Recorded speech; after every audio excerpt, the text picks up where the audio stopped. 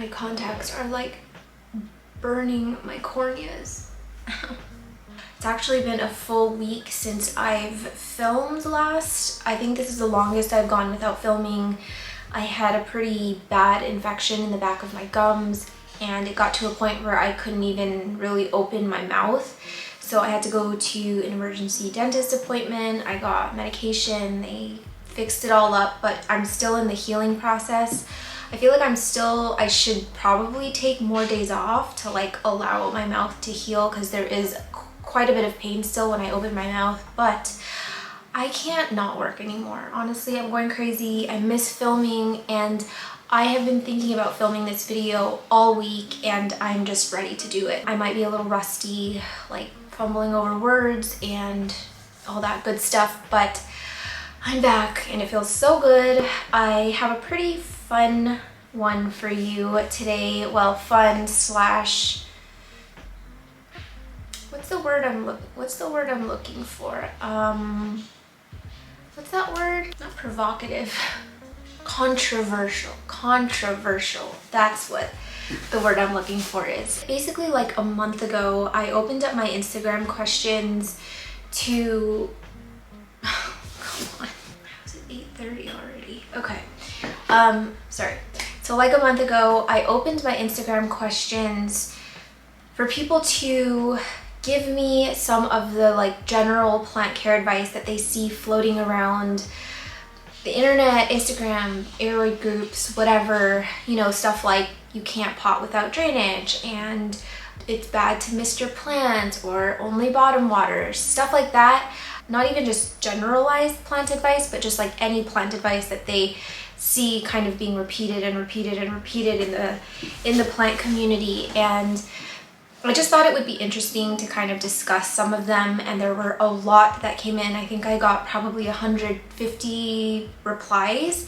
There were a lot of repeats, but I had to filter them. I had to break them down. There were so many. I feel like if I addressed them all, it would have to be like an ongoing series, and I'm not quite sure I want to make this an ongoing series because of how controversial it is. I am going to break this down into 3 different parts. I'm not going to be all filming it today because there's a lot of information, there's a lot of talking, there's a lot of explaining on my end. So I did want to at least address a few of them. I think that I am going to cover maybe like 20 to 25 of them in total, hopefully.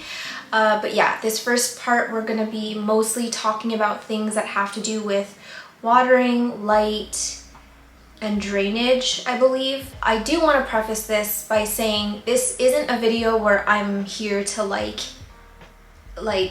disprove or prove anything. This isn't something where I'm like, this is wrong and this is right. That's why I branded this as an agree to disagree, not an agree or disagree. It's sort of like an agree to disagree because I have my own opinion and you have your own opinion, and I feel like in this hobby we can just agree to disagree, because my motto is do whatever the works for you. I try to make sure that message always comes across on this channel because, for one, I don't want to sit here and bash something that works for someone that might make them feel some type of way, like, oh, I'm doing it wrong, or maybe my plants could be doing better even though I really like the way they're growing. So that's not the purpose of this video. I am going to try and be sort of as gentle as possible, because some of these were pretty funny, some of them were pretty gnarly, but I just don't want it to be like a bash fest. I do want to make it clear that this is just my opinion, my uneducated opinion. I have no kind of degree in horticulture, botany. I'm just a hobbyist, and all of the opinions that I've drawn about these sort of general care plant advice is just based on my own research and my own experience. And I think that my own experience is arguably more valuable to me than what like an article, even a scholarly article, can tell me. I hope that you guys all take that with you too as you watch this video, and I don't want any of this to feel like an attack. I just thought it would be really interesting to kind of discuss some of these things and just give you my take on it, whether that means jack to you or not. So I'm going to take you to the table and we're gonna get started. Ow. So the first one that I'm gonna work on is this freaking Gloriosum that I needed to address for so long. This one is definitely more in a rehab state. It used to be a really big bushy thing, and then spider mites got a hold of it, and now this is where she's at. She's in a pot that's way too big for just being a single leaf, and I know that I want to cut down the root system a bit because whatever root system was on there was to sustain those like massive leaves it had on it before. So we are not there anymore, and I want to just get it into a different vessel and just see how everything is doing. I'm a little bit worried because I remember watering this not too long ago, so I feel like there might be water in the reserve down here. Let me just get this guy out. My nose is gonna be so runny.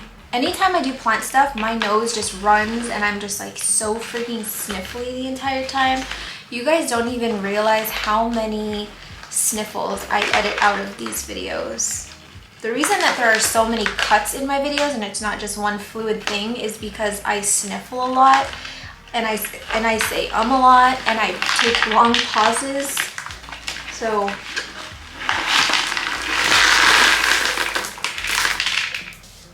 root system actually looks pretty great. Oh my gosh, this stuff's gonna get in my contacts and I'm already having issues. My contacts are like burning my eyeballs today for some reason. That usually happens when I put my contact lenses on at night or early in the morning. I don't know what the heck it is. Okay, so, oh my gosh, the table is freaking doing that thing again where it's creaking.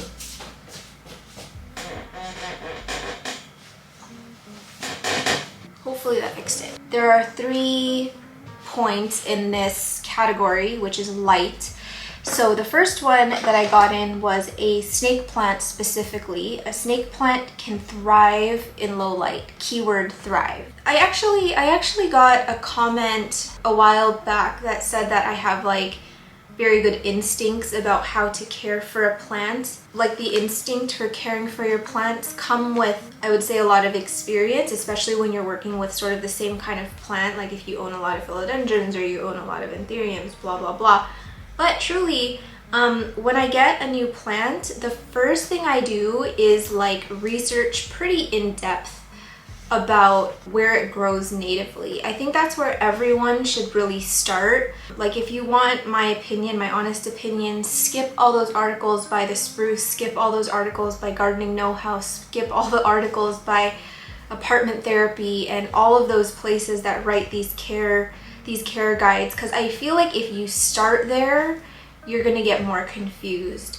So my suggestion is research where they are growing natively, like where they're from in the world and where exactly they are growing. Are they growing in tropical rainforests? Are they growing in the desert? Are they growing in cloud forests? Are they, you know, there's so many different places that they can be growing. And I think that it's so important to know that information because then you can do with that as you will to kind of implement that into your home conditions.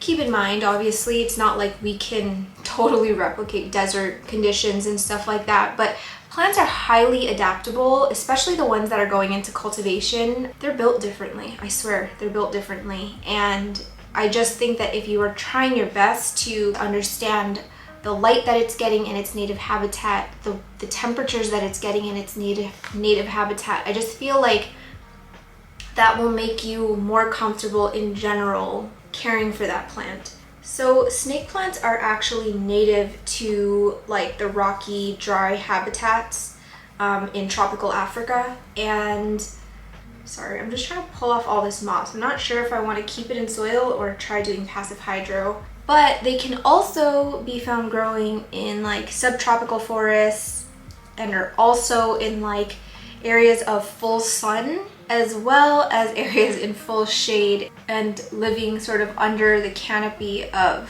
large trees in the forest. So I'm gonna throw up a couple photos of some snake plants sort of just out in the wild. And you can see that it's like some of them are just out in the open. They're not being shaded by anything. They're just taking in all that light. This one's dead. Whereas some are just like crawling the forest floors, living under trees. In terms of it thriving in low light, I want to say that that is, for me, not true. I think that snake plants can survive in low light, but they probably will not thrive in low light. And I think that snake plants will only flower for you if given enough sunlight. For example, I don't know if it's worth grabbing it, but I actually have one snake plant in my collection. I got it from Erin. And the reason that I have it is because I kind of wanted to spruce up my husband's bathroom. I don't know, his bathroom just always kind of gives me the ick. I just wanted to like make it look nice. So I was like, you know what? Let's put a snake plant in there and it's gonna look so cute. And it did look cute in there for a while, but it just was like stuck in time. Wasn't growing, it wasn't doing anything at all. And it was in there for about 6-7 months, and I finally was like, this poor thing has not done anything. And snake plants are actually quite fast growing, to be honest, when you give them the right conditions. I think that snake plants are one of those plants, like in their native habitat, that they can just like take over an entire sort of area. I'm not sure if it's considered an invasive species. I haven't done enough research about it, but I know that they can grow very, very fast. I took it out of his bathroom and I put it into our kitchen, and literally like probably a week and a half after I put it out there, got this nice new growth point, and it's like the biggest leaf yet on it. And yeah, I just felt like it just needed more sunlight because it really was only getting artificial light from my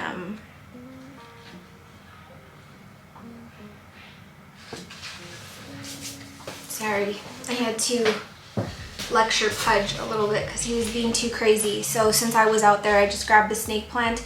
If you guys roast this potting situation, you're done. You're done. You're out of here. Just kidding. You can roast it if you want. This was kind of an afterthought, okay? It was in this like nursery pot, and I could not be bothered with doing a proper repot. I was like, I'm just gonna stick it in here for now, and then I'll get it into a proper vessel the next day. And that was approximately 8 months ago. So I literally just have had it in this glass vessel plopped in there. Literally, look at that root ball. It's completely exposed. There's like no soil around it, and it's just, I don't even know how it's like lived this long. When I put it in the bathroom, and it's actually so dusty from being in the bathroom, when I put it in the bathroom, it just stayed frozen in time. This is how it's looked. But then when I put it into the kitchen, ooh, it pushed out this guy. I really don't ever fertilize this one, and I only water it like once in a blue moon. So I'm gonna keep this here because I think we're gonna keep talking about the snake plant. I think that I have another point that I want to touch on. I think since we're talking about snake plants, I think it's important to also kind of talk about, oh my gosh, it's so crunchy. So going hand in hand with the advice that like snake plants can thrive in low light, there was another one that's not really light related, but it was related to the snake plant, saying that because they are low light plants, they don't need to be watered a lot.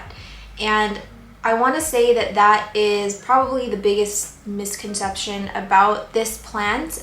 Just a reminder, I'm going to remind you guys throughout this video, I'm not a professional. I'm very uneducated. Literally, I dropped out of college like 5 times. But from what I know about this plant, it can actually tolerate low light, but it won't thrive in low light, as I said. So when you're thinking about watering with this plant, the snake plant has really thick, I'm sure everyone by now has seen a snake plant if you don't own one, you've probably seen one in your stores, and I think you would have like touched the leaves. So they have very like succulent like leaves. They're like really thick and they're waxy, and the design of these leaves allow them to hold on to a lot of water. They also have like thick leaf cuticles. The leaf cuticle is like this sort of waxy film on the outside of the leaves that allow it to retain more moisture inside of the leaves without being expelled, kind of like a gloriosum. You know, it doesn't have that same kind of leaf cuticle that the snake plant has. And if you guys know gloriosums, you know that these sweat a lot. They sweat a lot. They do the guttation thing. Same with like the Rhaphidophora pertusa, Rhaphidophora tetrasperma. There are certain kinds of plants that you notice that they sweat a lot. So the snake plant isn't gonna be one of those plants generally. I don't even think I've ever seen a snake plant sweat. The reason why I even know this information, the only reason that I've done any research on this whole thing is because of my big Euphorbia. If you guys didn't know, I have a massive Euphorbia trigona, and I acquired it, oh gosh, 2019, like mid to end of 2019.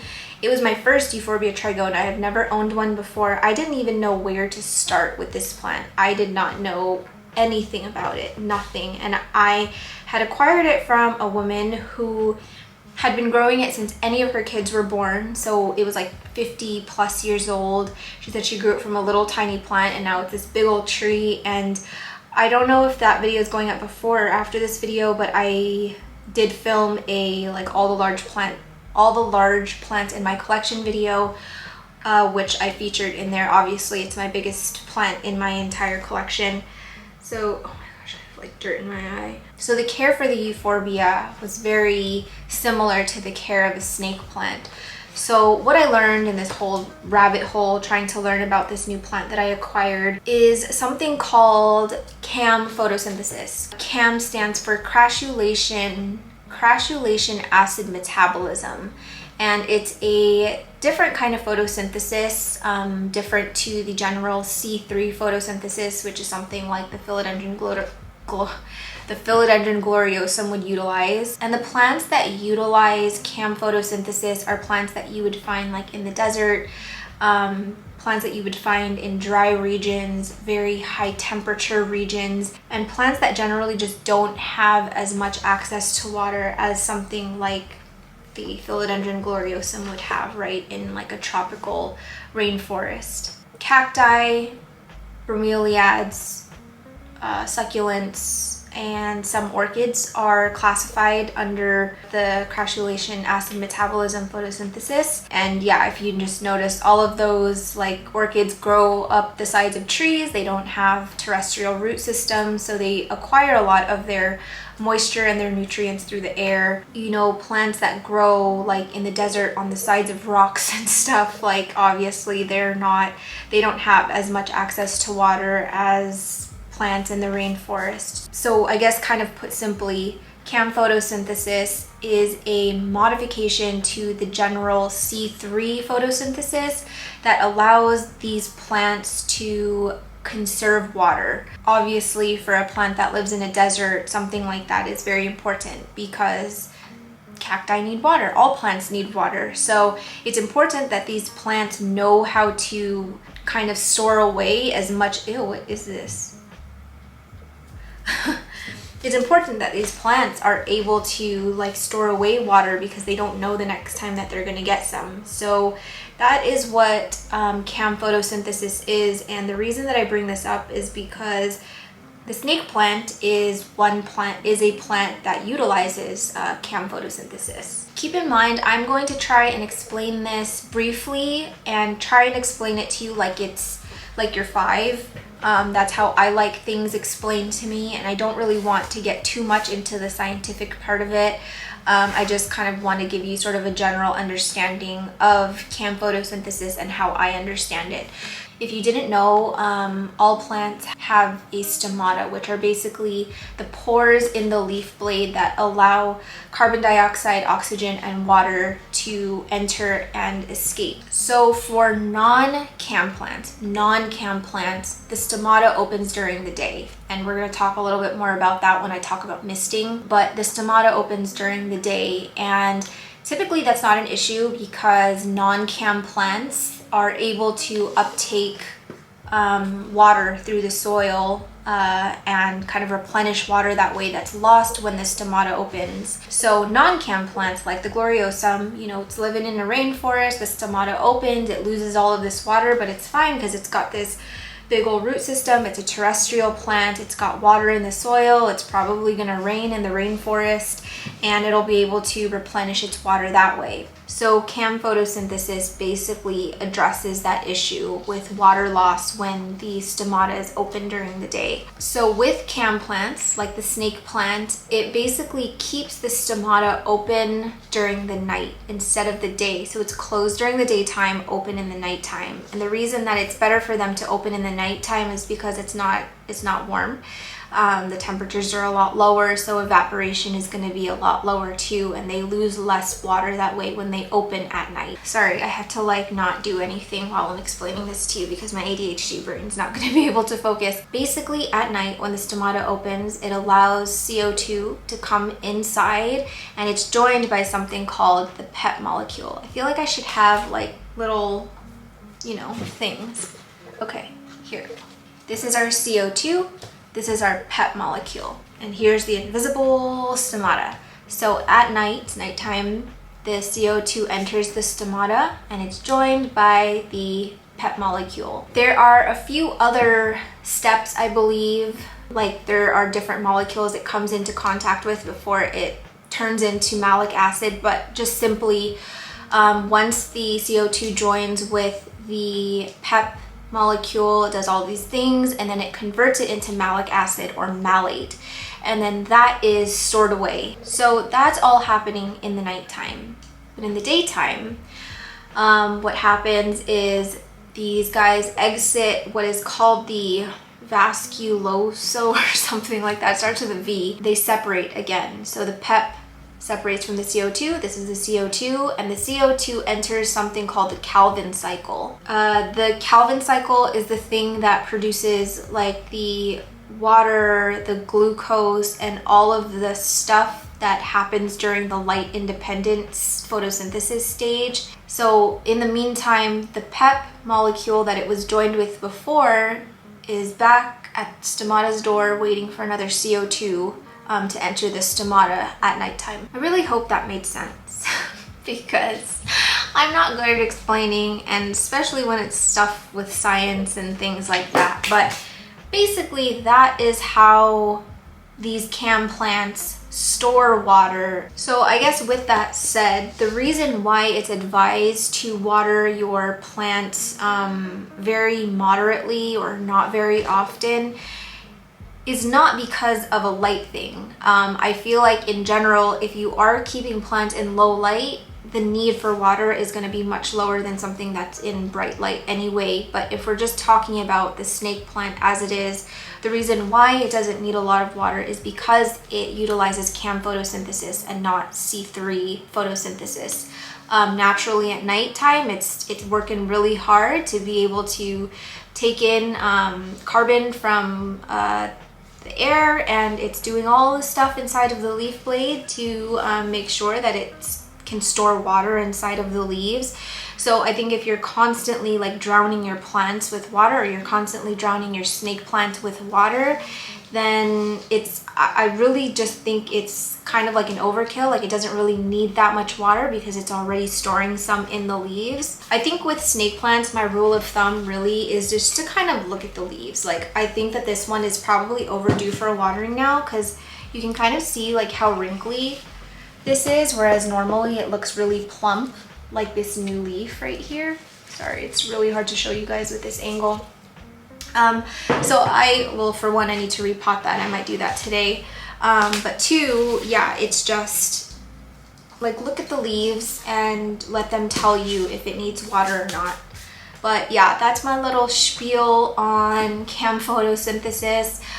It would be good to kind of research what kind of photosynthesis your plants utilize when you get it, if you're not sure how to care for it and stuff like that, because I do think it makes a huge difference. And ever since I took the time to understand my Euphorbia trigona, it's just loved me so much, because before I was just like drowning it in water. I was like, it's a succulent. It likes water, it likes lots of light, so I should just keep giving it water.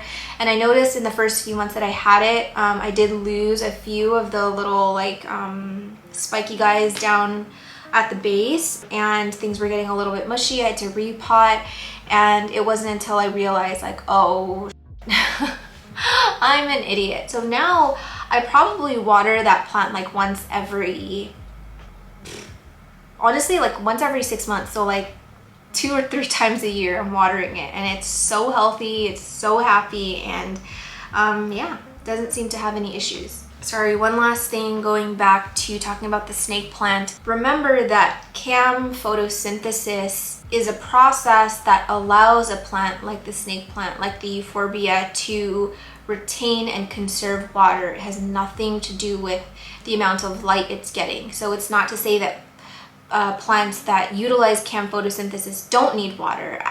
In fact, many plants that utilize CAM photosynthesis natively live in very bright, hot, dry, like I said, climates, and are exposed to a ton of sunlight. So just keep that in mind. It doesn't mean that your plant doesn't need sunlight. It actually does need light. So I just don't want people to be confused with that. The next one is Fiddly Figs grow fine in low light. Okay, so off the bat, I'm going to tell you, I am not the one to give really any advice about a Fiddly Fig, because, should I chop this? I just realized I haven't done anything and I've been recording for like 45 minutes. So far I've unpotted a Gloriosum. I am absolutely useless. Okay, so I'm thinking, like, look at how long this stem is, and if I plant it, this thing is going to take up so much space. But I've got this root system here on this end, but I do have a good amount here. So in conclusion, I'm going to be chopping it. End of story. Thank you for attending my TED Talk. Oh, I thought this was the inside. I was like, okay, and it's rotted. Nope. Nice, healthy, bright tissues, looking good. So I'm gonna just leave that for now. Let it callus over a bit before I do any kind of repotting. Ow, snake plant just went up my nose. Should I do the snake plant? Do I even have anything to, I guess I do. I think it will do better in this one because it's wider, I think. Anyway, we'll find out. So, okay, going back, Fiddly Figs do, what did it say? Fiddly Figs do grow fine in low light. Again, going back to how I get care information for a plant is I start with where are they growing natively. Fiddly Figs are native to tropical Western and Central Africa. It grows in warm and wet regions in the lowland and pre-montane rainforests. Oh my gosh. I don't even think I need to loosen this. What am I even really doing? Okay. So let's do like a little sidebar, little veering off the topic a little bit, as I notoriously like to do. So let's talk about the different types of rainforests, because I think it's important to also understand the terminology, because I think that like people will just see tropical rainforest and then just generalize tropical rainforests are all the same. So like I mentioned, the Fiddly Fig grows in the lowland and pre-montane tropical or humid rainforests. The lowland rainforests are the rainforests that grow on the flatlands and are generally below 3,300 feet or 3,600 feet or something like that. Whoa. And then, what is this? And then montane rainforests are the rainforests that are growing on mountains above 3,300 feet. So that one is higher, obviously, than the lowlands. I hate working with dusty soil. This is not all that much better, but it's better than before. So I'm just gonna try and squeeze, sorry, you're not gonna be able to see me back here, but I'm gonna just try and squeeze some soil behind here as best as I can. Hopefully you guys can hear me, but I'm back here. So then when I say pre-montane rainforest, it's the zone directly below the montane forest. And then the high montane forest is the ones growing above like 6,000, like 6,500 elevation, or like 66 or something like that. And those are often referred to as cloud forests. I don't know if you guys have ever heard that name being thrown around in the hobby. The cloud forest receives most of its like water and precipitation through like the mist and the fog because it's so high up. In the cloud forest, it's obviously much cooler than the lowlands and like the montane region. And in the cloud forest, all types of things grow up there: ferns, begonias, philodendrons, anthuriums. I think some that I can think of, I might be wrong though, Anthurium veitchii, Anthurium moroccianum. And it's not to say that these plants only grow in the cloud forest, it's just they've been found there. But queens and veitchii, they are also found, I believe, in just the montane region and even in the lowlands maybe, growing on trees and stuff. So veitchii, moroccianum, Anthurium cutuquense, Philodendron linhenoniae, some begonias, like I said, some ferns. I believe it was, yeah, Alice that struggled a bit with the Philodendron linhenoniae. I think she couldn't get the climate cool enough, and she was even going to get one of those like foggers and put it in her basement, but it was just like a whole thing, and I think it was just too much work for her to try and get the conditions right. I have had people message me after I talked about it in another video saying that they literally just like put their Philodendron linhenoniae into a cloche and it's just living, which, hey man, if you got it, you got it, you know? If you don't, you don't.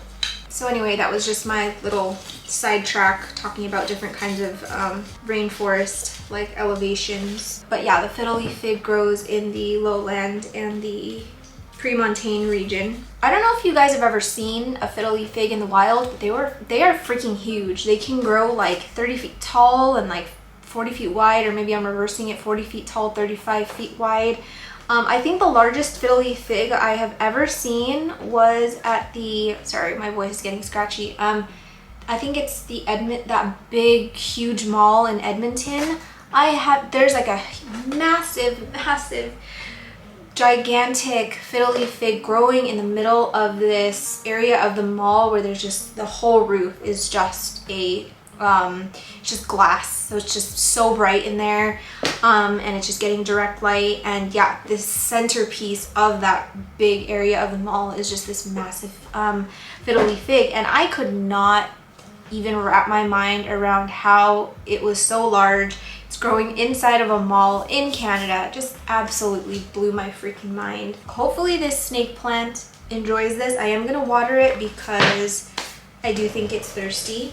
But basically from what I know about the Fiddly Fig is that I think that it can tolerate living in like full sun, partial sun, and even like shade, but I really don't think that a Fiddly Fig can thrive in like low light. I don't think. All of the Fiddly Figs, all the massive specimens I've seen, whether through photos or even just with my own eyes, they've all been given very, very bright light. Like the mall in Edmonton, again, the whole ceiling is glass. It's just being blasted by light. But also consider that, you know, the sun is not gonna be fixated directly on the plant all day long. It's gonna be moving. So, but that goes to say, like, it's not like it's being shaded by anything when there are like direct rays on it. And then also with one of my old suppliers for my business, they had a massive Fiddly Fig. It was getting just direct light from, I think it was like a west facing window. so big and beautiful and lush. There were some spots that had burned that were very, very close to a window, that were like almost touching the window, but all the leaves that were like pulled back from the window, perfectly healthy, perfectly fine. So if you want my sort of honest opinion about this generalization that fiddly figs can grow fine in low light, maybe they can grow fine or survive again in low light, but I think that my preference would be to grow in brighter light. Time to drink now. I am so happy I finally repotted it.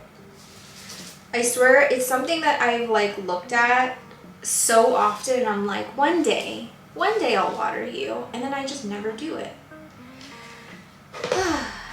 Anywho, that's done. Okay, I'm gonna go put this guy back now. I don't know what this Mayoi's problem is, but it's growing like a freaking dum-dum. Look at that. And it looks kind of thrippy, doesn't it? Oh, it's spider mites. Can't be bothered. Sorry, look at this leaf. It looks yucky. So here's what I'm gonna do. I'm gonna cut it. I don't know if my parents need, why do I always say my parents? I don't know if my mom or my sister need more Mayoi, but I'm gonna bring them these anyway, and if they don't need it, then they can sell it and keep the cash, because I'm not gonna be bothered selling it here in YVR where people are paying like $2 for these Mayois. I'm just waiting for the day that these pop up in our nurseries. Recently, they just started putting out tortums for like, I don't know, what was it, $4.99 or something crazy like that. Like these good sized tortums for super, super cheap. What else? A Medrium silver, just like random plants, like the most freaking random ever. There's like an Alocasia that they just started cultivating that is just so like out of left field. Like I've never even really seen it floating on Instagram, and I don't know, I don't really like it that much, but it's being grown in the masses. But anyway, I feel like the Mayoi is going to be one of those that are next, that are going to be popping up everywhere for like $4. I swear, like, Vancouver is amazing for tropical plants. Like, it's so much better than the shopping down in California when I go down there anyway. And yeah, we just have such a crazy selection here, but I guess the only drawback is that it's kind of hard to sell plants. It's good that I'm not selling plants for a living, but I did often sell cuttings and stuff to buy new plants and to buy plant stuff that I needed. So now it's just a lot harder, and it kind of just makes more sense for my family to sell it down in California, because I feel like the selection there is not as accessible or as like vast as it is here in YVR. But anyway, yeah, I've got this Mayoi. I don't need any more Mayoi. I already have like 5 of them.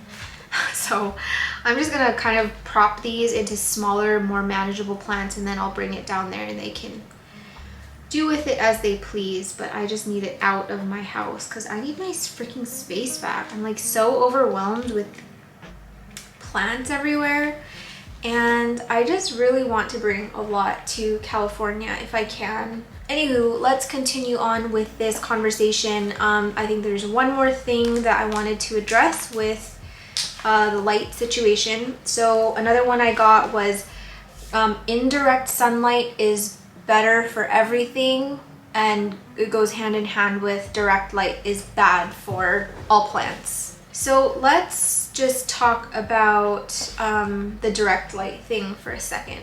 So there are plants that we have in this hobby, the yucca plants, bird of paradise, crotons, aloe vera, jade plants, I think, that can all like happily live with direct sunlight. Like you guys should see some of the aloe veras growing down in California in people's yards and stuff, just being blasted by that like crazy high light during the day in Sacramento summers. Like it's brutal. It's freaking brutal, but they are huge. They're thriving.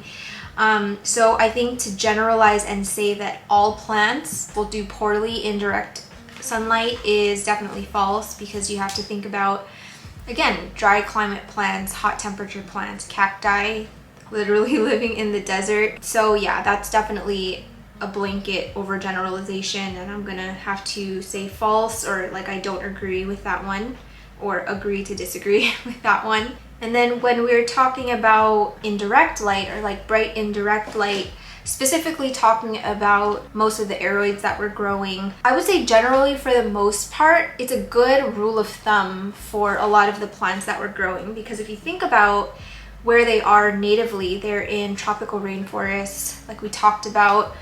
Oh my gosh, my nose. They're being shaded by other plants, other trees, big ferns. A lot of them are growing along the forest floors. A lot of them are growing up trees that are under the canopy of the leaves. So really the only sunlight that they're getting is what is coming through the whatever is hanging overhead. And it's not like a cactus in the middle of the desert that's just sitting there being roasted all day, you know? But also keep in mind that it's like a lot of the plants that we're growing indoors in this hobby are in controlled environments. And my grow lights, my 10-watt grow lights, are nothing like the actual sun, right?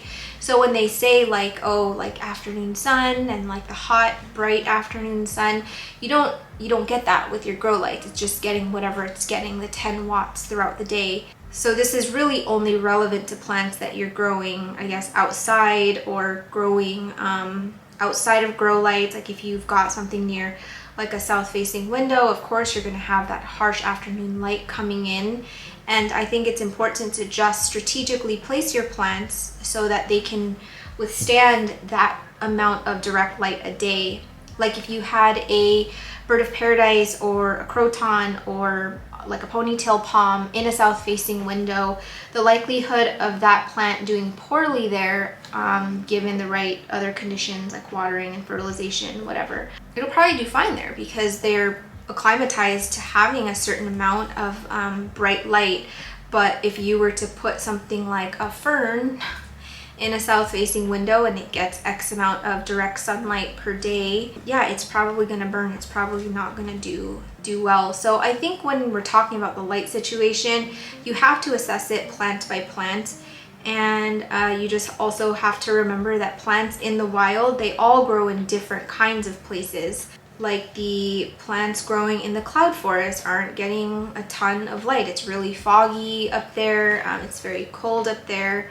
And you have to treat them sort of the way that they would be in their native habitat. So I wouldn't put like a Philodendron Linhenoniae right on a windowsill of like a west-facing window or something, right? Okay, I'm wondering if I should chop this down, because this leaf is like, even this leaf is like on the way out. I'm almost wondering if I just want to start over on this plant. I think I might just cut off this leaf and then just leave that. And then I'll propagate this into one pot and then just put all these in one pot and say, here, Mom, just enjoy. So I'm gonna let these two callus up slightly, and then I'll put this one into a temporary pot, which will be what? This one can get my old Starbucks cup, and I'm just gonna reuse that pond because I don't really care. She's probably gonna move it into her own substrate anyway. This is really just for when I transport it there, or just in the meantime growing over the next few weeks. All right, so the first point in watering is only water once a week. I'm going to definitely agree to disagree with that one. I think if you guys watched my plants that I own that I really don't understand video, I featured my little zebra plant in there, and that one requires a minimum of 2 waterings a week, sometimes 3 on a very, very hot week. But I am in the process of converting that one to passive hydro. I'm just waiting on a substrate that I'm trying to order right now that holds on to more water because my pond dries out so fast. I will talk about that in another video once I've worked with the substrate a little bit and experimented and kind of observed how my plants do, but I do plan on getting it into that if I don't just throw the whole thing away. Honestly, I kind of feel like that's one of the plants that are going to die during my California trip, and if it does, sayonara. Watering only once a week, I will say it seems pretty standard. I'm not watering many plants in my collection more than once a week unless it's in a really, really small vessel in pond in a hot environment. I'm looking at my Begonia malacostica. It's in a very small vessel. It's in pond. My pond dries out so fast. So that one I have to replenish water at least twice a week right now. I think once that root system gets bigger, I'm definitely going to move it into a much larger pot so that I can keep more water in there. But just from a personal experience, there are definitely plants in my collection that I have to water more than once a week. The next one, water only on a schedule. And also, on the other hand, on the other side of that, a schedule is bad. I'm gonna say that this one is it's a complicated one. I'm not really sure I want to get super into it because your watering needs are dependent on so many things. It's dependent on the substrate that it's in. It's dependent on the conditions you're giving it, like how hot is it? Is it in an enclosed environment? Like, is it in a greenhouse or is it just out on a windowsill? How much light is it getting? Like, how quickly is water evaporating from your substrate? Like, there's so many things that you have to keep in mind.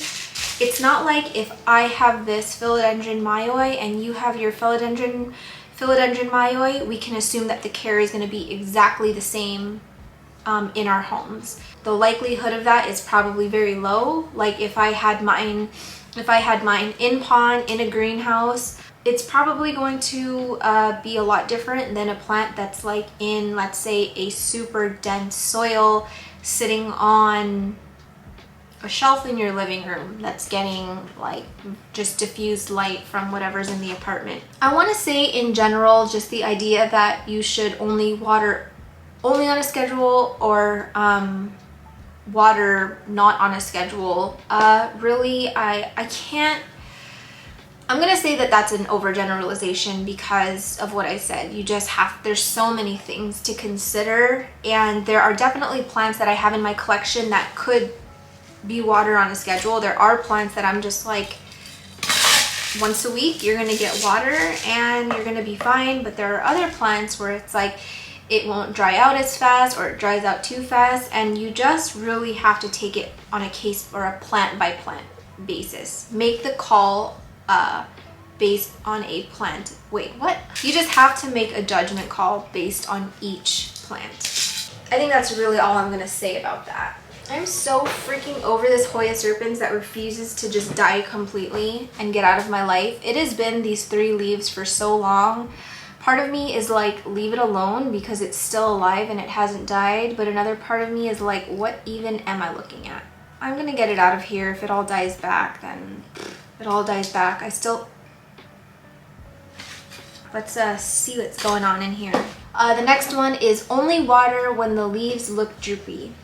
I've talked about this before. I know some people use this as like their main marker for watering their plants, and sometimes that's all people can handle for whatever reason. Everyone's got their own reasons, whether it be work, mental health, just lifestyle. You got kids, got dogs. It's not really my place to make any judgment about why someone is either just doing the bare minimum or is able to tend to their plants 24 hours a day. But like I said in another video, I can't remember which one it is, but when you allow a plant, especially a plant that is native to like a tropical rainforest where it's raining all the freaking time, the plant's gonna undergo a certain amount of stress. Like I mentioned, every day during the daytime, the stomata opens, it's losing water through the leaves. The only way to replenish it is if it's getting moisture through the air or if you're watering in the substrate. So when you allow a plant to get super droopy like that, you are putting your plant in a certain amount of stress, right?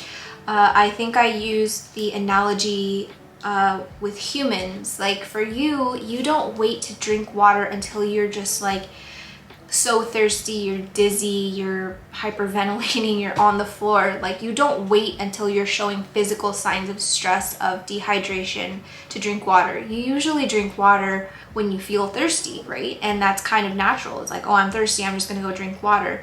I doubt that many of us or anyone is just always like depriving themselves of water and only drinking water when it's absolutely necessary, when you're like on the brink of death. I tend to view plants in that same way, where a wilted, super droopy leaf is equivalent to someone undergoing like physical symptoms of dehydration, and it doesn't feel good. It's not a good place to be. It's not a good feeling, and I don't really want my plants to feel that way. So I actually try and make sure that I water before it looks like that, so that it doesn't have to undergo that type of stress, and the plant can worry about its sort of day-to-day functions rather than try and handle that and also figure out how to sustain itself and stay alive from a lack of water. So to answer this one plainly, I will say it's a disagree for me. I usually will not wait for a plant to look physically thirsty before I water it.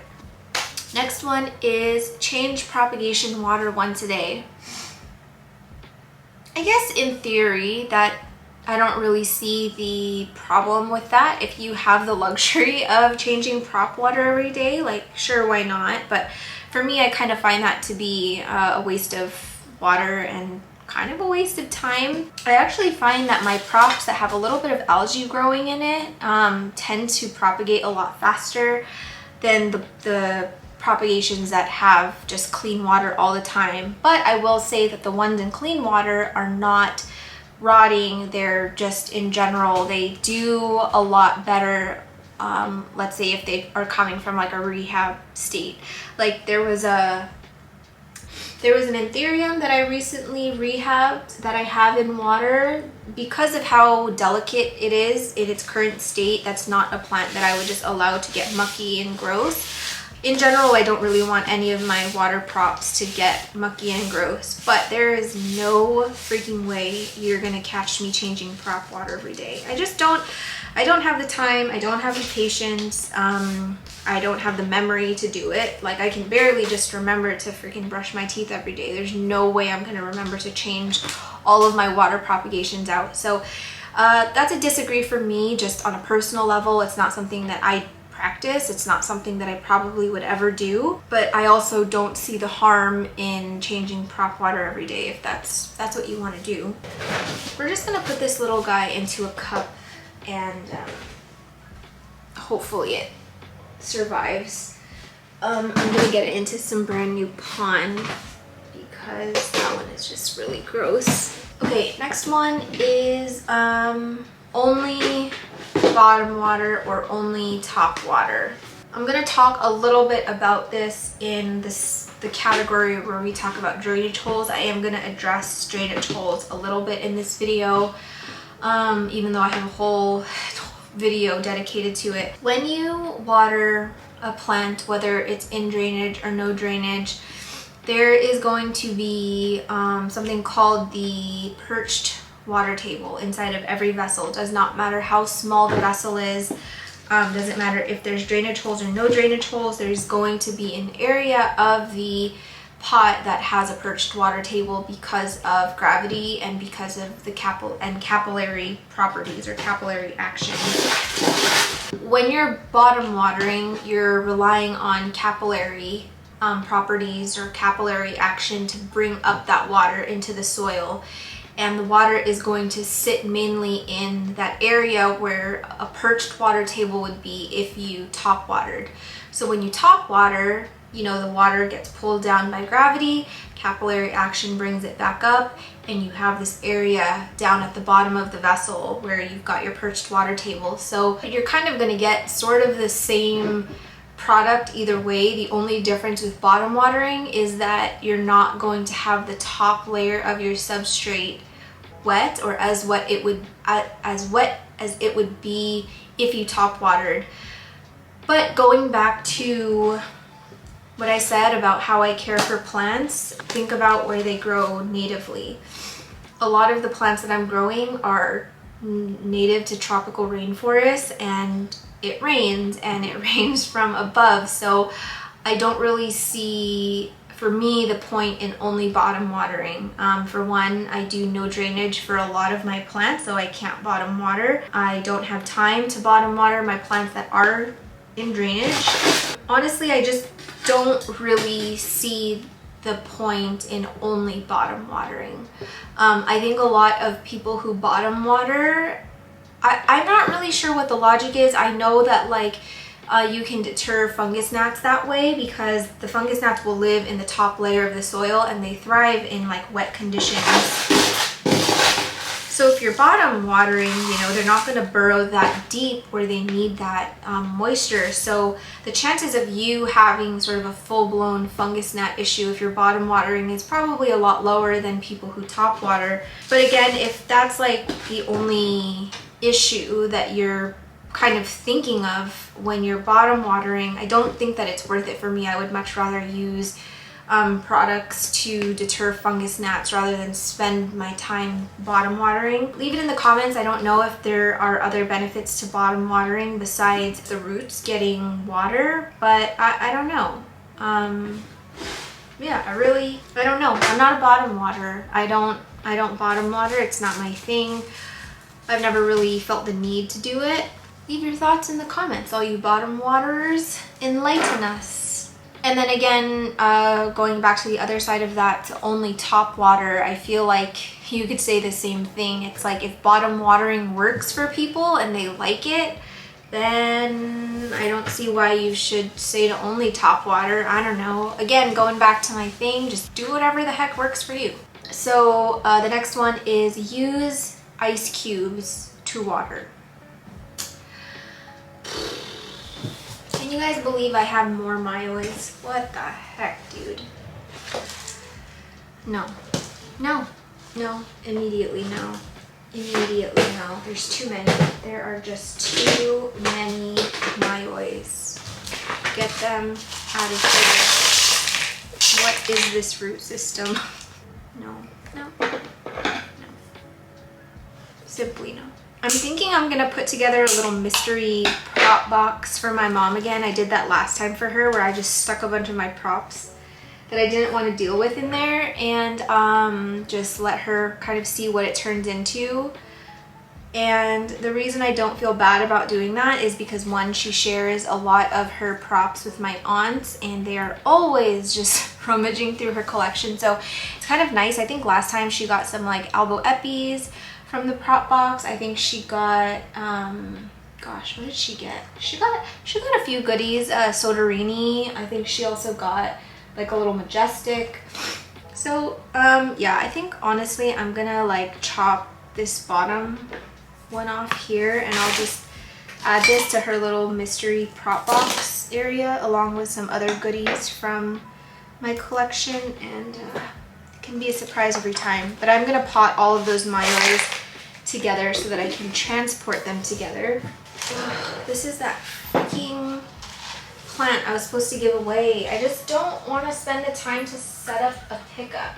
If you watched my video where I gave away plants to my neighbors, this was one that I wanted to include in that box, but it just doesn't look like much right now. It actually looks quite ugly, and I think if you don't know what this plant is and you don't know what it can turn into, you would look at it and just be like, why would I want this in my house? I don't know.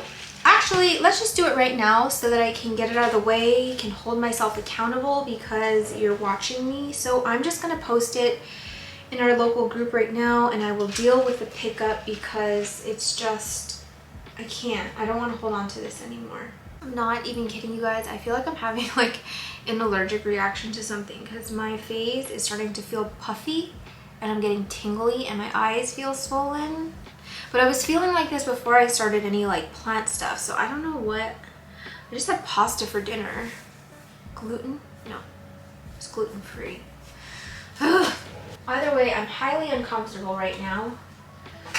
And I'm itchy. I'm so itchy. What's wrong with me? Okay, let's move on. We have a lot to cover and it's getting late. It's almost, oh gosh, it's 10 p.m. Oh, what was I doing? Okay, sorry, I let my camera cool down for a little bit. I took a photo of it. I'm going to post it in our local Facebook group. And I think there's like a free thread so that I don't have to make my own post. Free Friday. This was posted July 8th. Oh, that was posted today. Wait, oh, it was posted today. Perfect. Hey, they've got some pretty cool stuff on here. Nothing that I need, but pretty good offerings.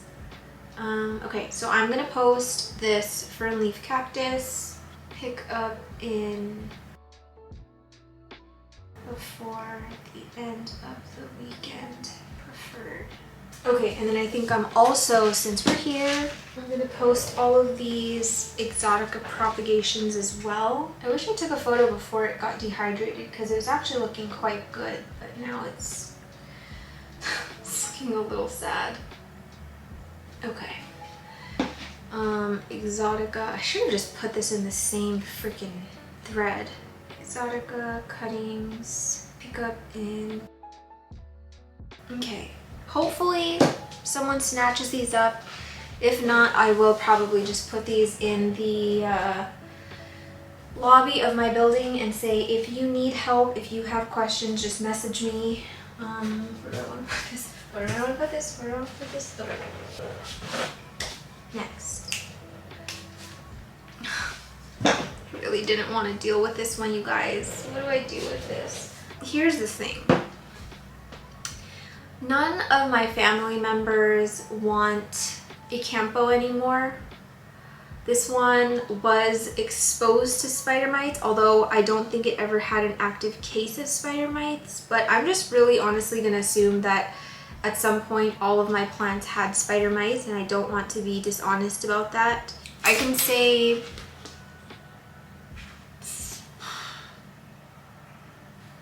free might have had spider mites, but maybe doesn't, and that I will repot it in a new pot when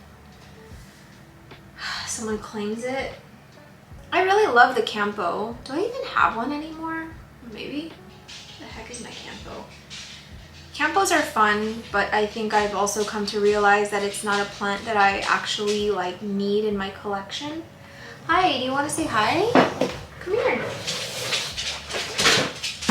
Hey, I missed you. My little buddy, Lofi buddy. Oh man. Say hi everyone. I've been such a good boy today and we took a long 4-hour nap. That was nice, huh? We held hands. We held hands like this. I just love him so much. Usually when he comes to me late at night like this, it's because he wants me to go lay in bed with him. I know, but I gotta work. I haven't filmed in so long. We took too many days off.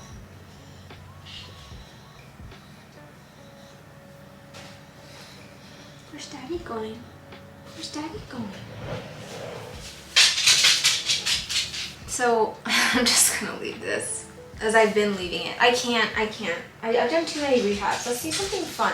Okay, so I think that besides the ones that I need to handle still, like this Gloriosum from the beginning of the video and then these myoid props, I don't really have any that are standing out to me right now that I would like to repot. All the ones that need to be repotted or could be repotted have an emergent leaf coming and I don't want to touch those. So once I get all of these handled, I think that we will move on to propagation maintenance stuff. I just want to clean up some of my prop boxes, kind of make sure everyone is looking okay, separate out the ones that I want to give to my mom.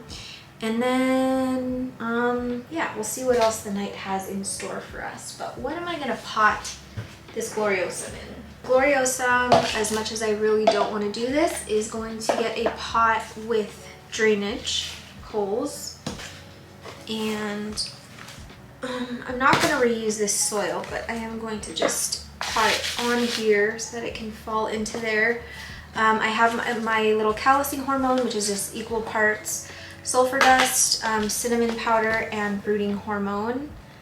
And I'm just going to dip that cut end into here. I should have done that a while ago, but I forgot. I'm just going to mix a new batch of soil here. I'm going to be adding some biochar and some slow release Osmocote fertilizer. But while I'm doing that, let's just keep tooting along here. So I was talking about ice cubes for orchids. I think probably most of you who know me or who've been following me for a while probably would say that I'm aggressively against this. And I think normally I would be, but the only reason that I'm not is because my grandma just did it for years, and my grandma is an orchid whisperer. She has so many beautiful orchids that flower for her every year. She's got a wall of them in her backyard, and she just loves orchids. And I remember seeing her watering some of her plants, she'd just throw an ice cube in there. And I always thought it was the strangest thing, and my mom used to do it too with her orchids that would come back every year. I will say, now that I'm growing my own plants, I don't think a plant prefers an ice cube. I think it could work, and a plant will adapt and kind of just deal with it. But I feel like in general you should be watering any of your plants with sort of cooler to like room temp waters. You never really want to water with like ice cold water, nor do you want to water with like hot or like boiling water, and I'll talk a little bit about that in another video. Some of you probably already know what I'm going to be talking about, but again, I've seen it work. I'm not sitting here saying I'm like pro ice cube water. I would never water any of my plants with an ice cube ever. It's just my grandma did it for so long, so I'm just kind of like, do whatever works for you, Gram. But at the same time, I'm not also gonna sit here and say, oh yeah, just so easy, throw an ice cube in your plant and call it a day. And again, I don't know a ton about orchids, but I do know that they're not getting like ice cold water. They're also not having someone throw an ice cube at them to get their water. So if I had to make like a solid agree or disagree decision, you had to pry it out of me, I'm gonna say disagree. Probably not what your plants would prefer. I think they would just tolerate it and then talk about you the second you leave the room. Sorry, Grandma. My nose. This is torture. The next one is watering with pasta water. This one was the most submitted advice, and I think I forgot to mention that I told people to leave the advice that they had heard, whether they agree or disagree with it. I just wanted to see what was out there, what people have been hearing. So I'm not saying that everybody that submitted the pasta water thing agreed with it, but it's just something that came up a lot.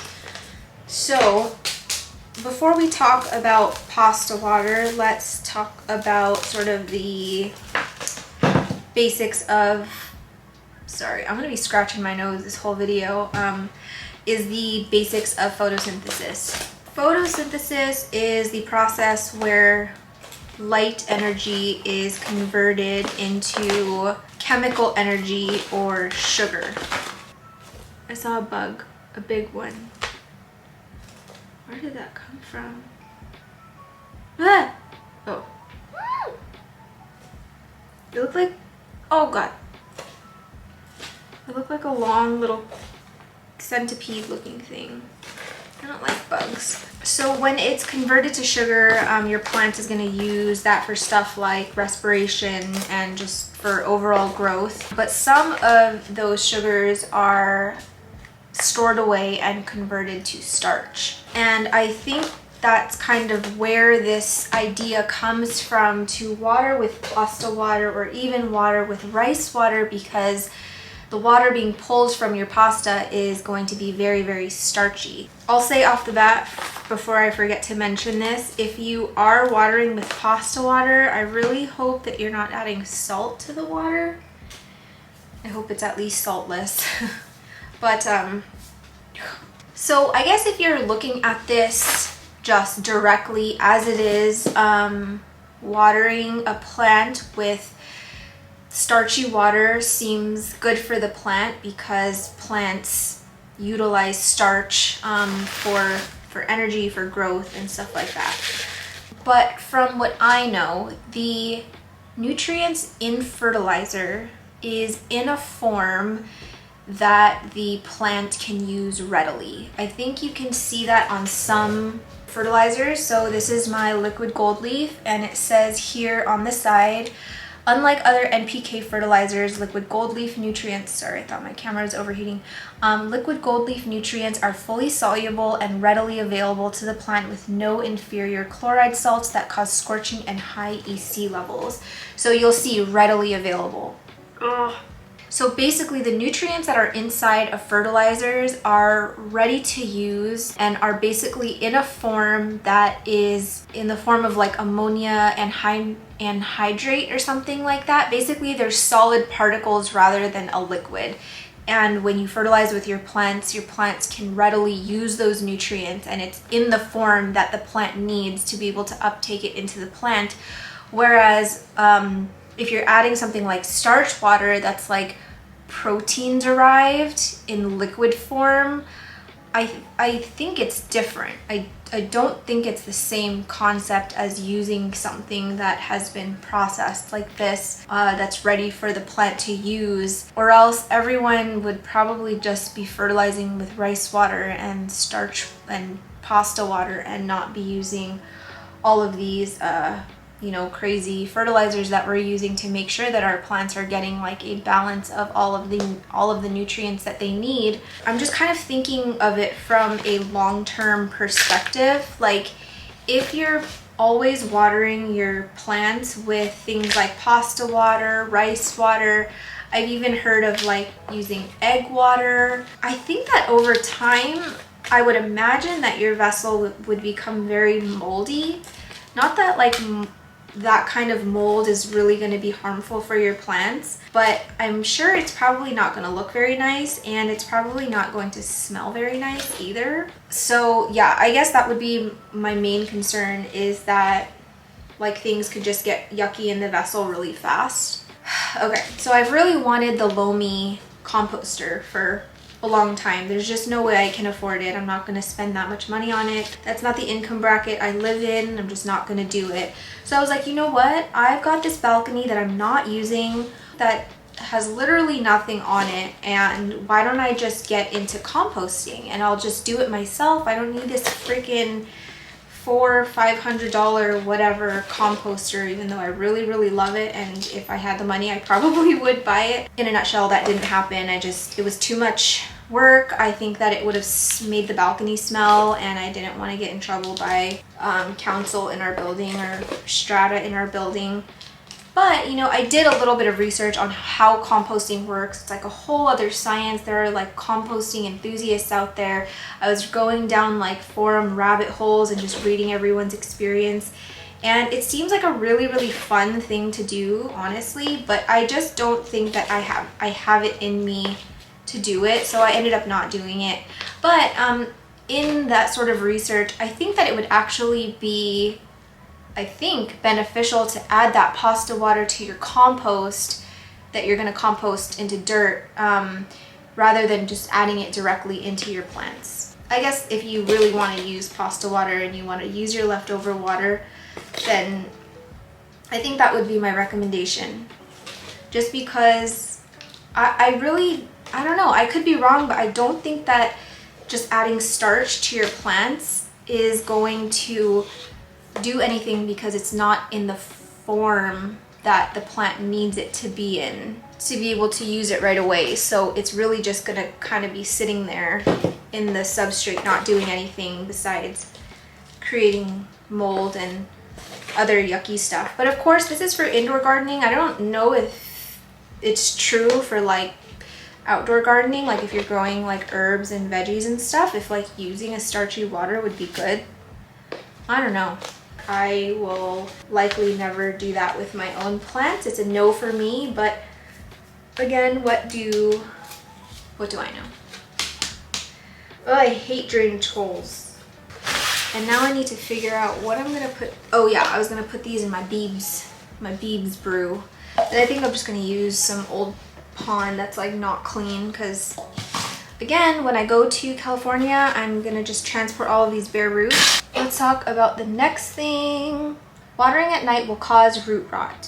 So I think there are a lot of valid reasons why this information floats around the community. Going back to watering, I guess, plants exchange like moisture and gases via transpiration during the day when it's the warmest. So yeah, during the day when all of these gases are moving around, all this water is moving around, it's gonna have like that warmth from the sun during the daytime. It's gonna have like the wind going by during the day to remove any excess water sitting on the leaf blade. But at nighttime, when there's very little evaporation happening and it's a lot cooler, it's darker, temperatures drop, the likelihood of the water just sitting on the leaves is very high, and that creates sort of like the perfect environment for like fungal issues and bacterial issues to kind of like just fester. So I think that that's like one of the main reasons why people advise against watering at night or even like misting at night, just because like the chances of fungal issues developing is higher. That's true. But I will say that in a controlled environment, like sometimes I just have my fans running all the time, day and night, doesn't matter. I just kind of always want air circulating through the space. That can prove to be very helpful if you have things like fungal issues with your anthuriums. I've actually found that my anthuriums, although they have been going through a lot of growing pains just being in lower humidity, the fungal issues have almost kind of come to like a complete like stop. Like whereas before my anthuriums were just, they were getting like patchy yellow spots, yellow haloing around the edges, like it was just really, really bad. Now it's like it's like almost resolved itself. I'm not really having that issue anymore because my fans are running all the time, and it's like living in, I don't know, like 35% humidity. I guess the environment that I've given it does not really allow for bacterial issues like that to form. Whereas before, when I had them in an exo or a greenhouse, it was like the perfect condition for things to kind of fester and whatever. So the recommendation for watering is usually like early morning, and that's because water evaporation is not as excessive than if you were to water like in the afternoon when like the sun is at the highest or at its peak. And a lot of this goes back to outdoor gardening because you can't really compare like the strength and the harshness of the light from the sun to like my 10-watt Barina grow lights, you know. But anyway, going back to just general like watering rules, yeah, they say early morning watering is the best because yeah, evaporation is a lot lower and it doesn't allow water to kind of just sit on the leaves for a prolonged period of time. And also because on non-cam plants, going back to crassulation acid metabolism, photosynthesis, non-cam plants like our philodendrons and whatever, their stomata is open during the day, which it can allow them to absorb water through the stomata more efficiently. Like water absorption is higher through the leaf blades and even through like the terrestrial roots. And when you water, you're actually watering more efficiently because your plant is actually absorbing a lot of that water right away. And in a sense, you're kind of being more efficient when you water. But I will say that I often water at night. I'm not gonna lie, I do it. And that's because like lately, I feel like with my schedule, now that a lot of us are out of this sort of COVID time where we're just kind of at home doing nothing. Yeah, I'm just really busy. It's not in my schedule, even though I'm doing YouTube full time, well, pretty much full time. I often find myself in a more defensive watering situation where I'm kind of just doing the bare minimum and I'm reacting to what I see rather than being proactive about watering and making sure that like things are not drying out before I can see them physically sort of showing me signs of water deprivation. But you know, we all have our own schedules, and I've talked about this before. I don't feel like you should feel guilty about not giving your plants nothing but the best. A lot of us don't have that luxury. People with kids, people working long nights, single parents, people working multiple jobs, people with mental health issues.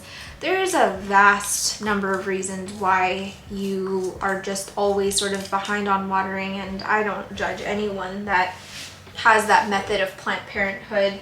If I see a plant that is super dehydrated, like on the brink of death, I'm not gonna be like, oh, it's nighttime, I'm gonna wait till the morning to water it. I'm gonna freaking water it right then and there, and I'm just gonna give it the water that it needs. And I honestly feel like it's better to do that rather than to like wait and say I'm gonna wait till the morning to water and like hopefully I remember or whatever.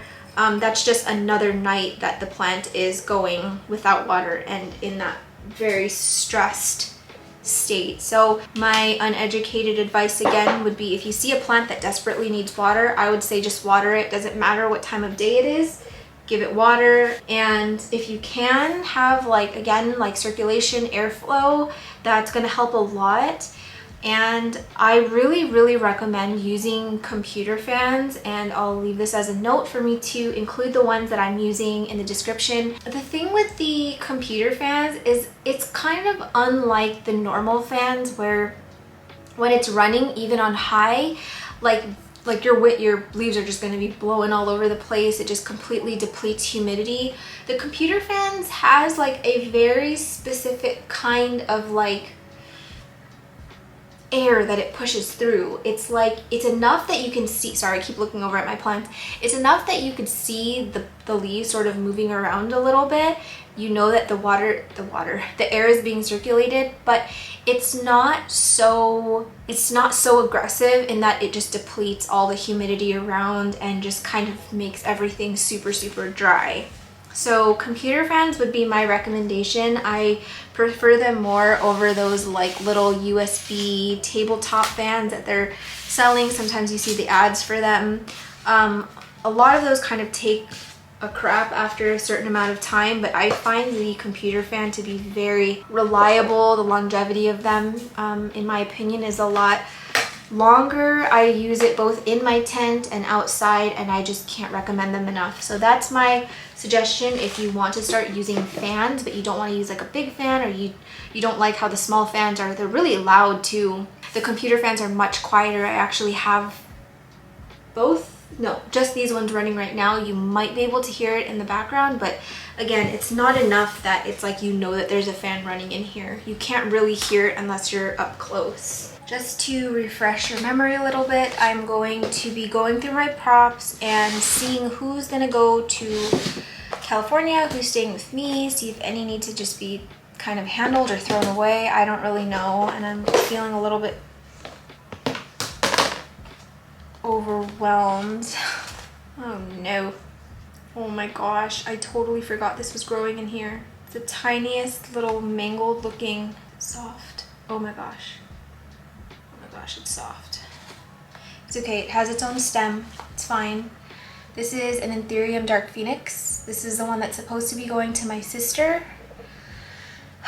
It's looking really dark, but it does have its own little stem now, which I'm very happy about, but that one's definitely gonna need to be cleaned up. And again, I don't freaking know what the hell this is. Okay, so here's one that I have. This is a Rhaphidophora Hei, a variegated one. This one is going to my sister, and I think once I bring it over to her, I'm gonna put it on a moss pole and get it in a better spot. But I didn't see the point in doing a moss pole now if it started to root into it, and if for any reason I got pulled into secondary, that they would consider that a rooting substrate, so I just don't want to deal with it. So I figured let's just do it when I go there. And I do plan on filming there, so it'll be something to do as well. But yeah, this one's going to my sister. I'm just not, I don't know, I feel like I don't really have a good place to care for my shingling plants. I don't know. I've tried it and it's just really not for me. But it's kind of cool that these ones have like really continued the variegation. Like look at the newest leaf on it, it's so tiny. But can you see it's like super, super variegated. So let's move on to the next thing. Going back to watering, there's two more points that I want to cover on watering that were brought up. So the other one was a majority of plants should dry out between waterings. Honestly, it's kind of similar to what I was talking about with like the droopy leaves thing and allowing them to get droopy before you water. I will say that the majority of my collection is going a certain amount of period where it's dry and then I water it again. But now I know to not allow my plants to get bone dry. I feel like that was one of the care tips recommended to me when I first got into this hobby, and I killed so many plants because of underwatering. I will talk a little bit about this when I talk about root rot, but I think that to a certain extent you can let your plants dry out. I don't think that you should constantly be just flooding them with water, especially if you're not using drainage holes. But at the same time, I probably wouldn't recommend to like let your plants get like completely dry before the next watering, because if you think about, again, back to their native habitat, like for anthuriums and philodendrons, like they live in a tropical rainforest. They are getting a certain amount of water pretty much all the time. So you sort of want to just treat it similarly. So yeah, anywho, that's that. I don't know what to put this Rhaphidophora Hay in. It's just like this really long, awkward thing. So maybe I'll make this my prop box that's going to my family, but I think I want to just get this moss cleaned up because it's a little bit icky looking. I'll get some new moss in here and then we'll start over. So yeah, like I always like to go back to my zebra plant. I'm kind of glad I took that plant home because it taught me a lot of things about how, you know, all plants are so different, even though they're classified as like tropical houseplants or whatever.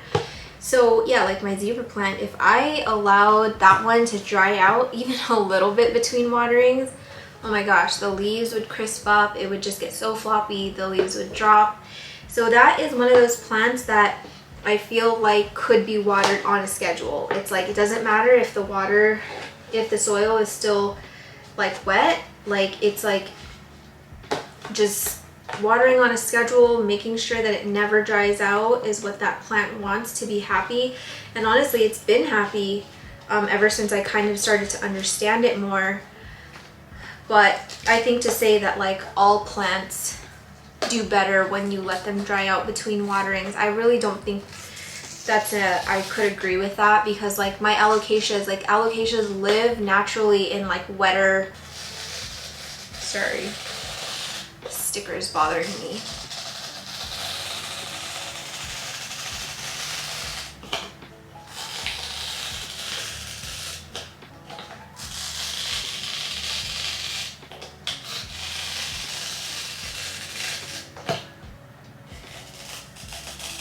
I was trying to avoid that.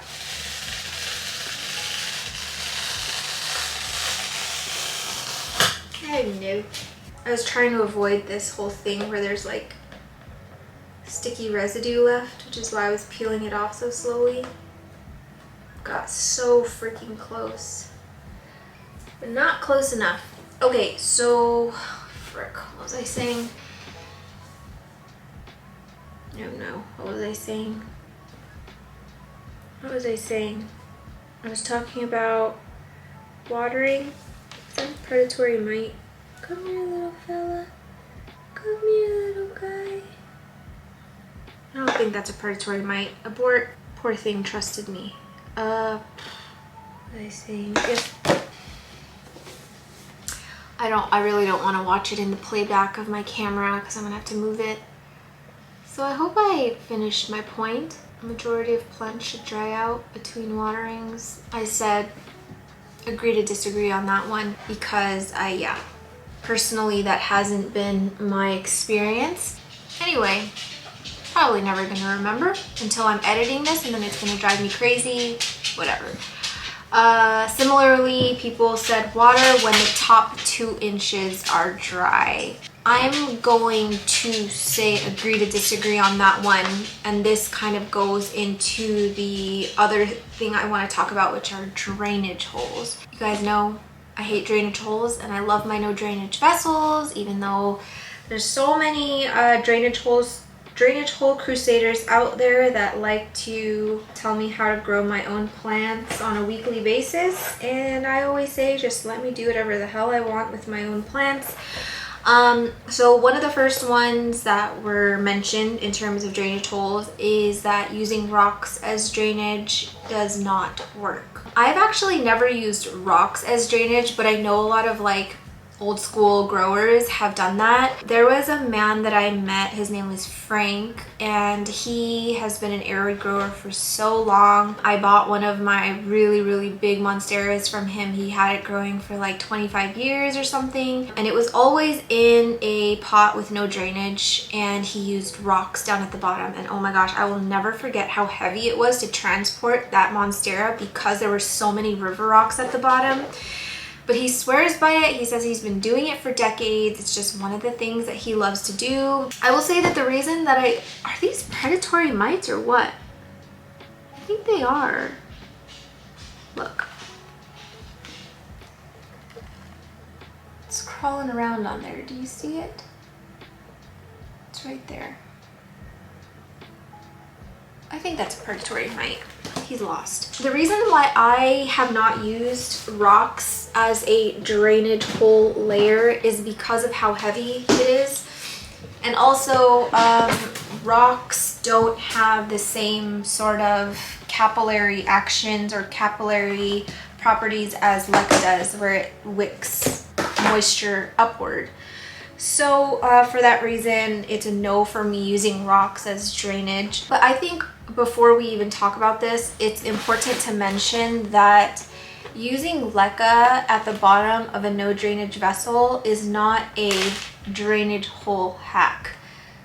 Having amendments down at the bottom is nothing like having drainage holes. It's a completely different science. It's going to work totally differently. Watering is going to be different. So I would really appreciate if people stopped using the word like drainage hole hack when you're talking about how you set up a vessel for no drainage potting. No drainage potting is different than drainage hole potting hack. It's not the same thing. No drainage potting is basically just a form of potting your plant that allows for excess water to sit at the bottom of a vessel and not have something like soil just sit in that water and get all muddy and gross. When you're dealing with something like leca or lechuzapan, it's really not an issue at all, but I think the main issue comes into play when you're working with soil, like a substrate like soil that can hold so much water that can be super dense if you're not using amendments. So that is one of the main reasons why I'm using an amendment down at the bottom, is so that wherever that water is sitting, it's at least not just kind of festering in my soil. So without going into no drainage too much right now, so let's just kind of try and stay on track. I want to make sure to not sort of veer off. So using rocks as drainage is a no for me. I'm gonna have to agree to disagree, even though there have been arid growers that I've met personally, that I've seen their plants personally that have done it successfully. It's just not my preference. But again, it goes back to do whatever the hell works for you. And the way that you want to grow your plants does not offend me. It does not affect my life. It does not change anything in my life at all. And if it works for you, I say just freaking go for it. This is so dry. Are you kidding me? So another thing that was brought up in terms of no drainage is that if you grow in no drainage, you're going to have an excess of salt buildup. I personally don't know what a plant looks like that is suffering from too much salt.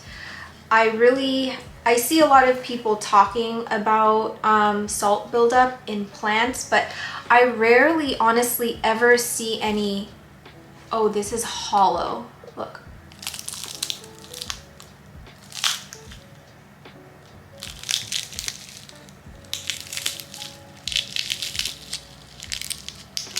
Well, there goes the rest of my Jose Bueno. That was ASMR though. I really want to just...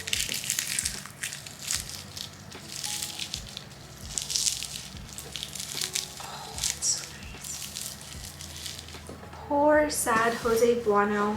I had no clue it was completely hollow. It looked so firm and healthy. The outside was so unsuspecting. I had no idea it was hollow. I think this is hollow too. It's so light. That's what happens when you let your chunks dry out. I hope this wasn't an important one.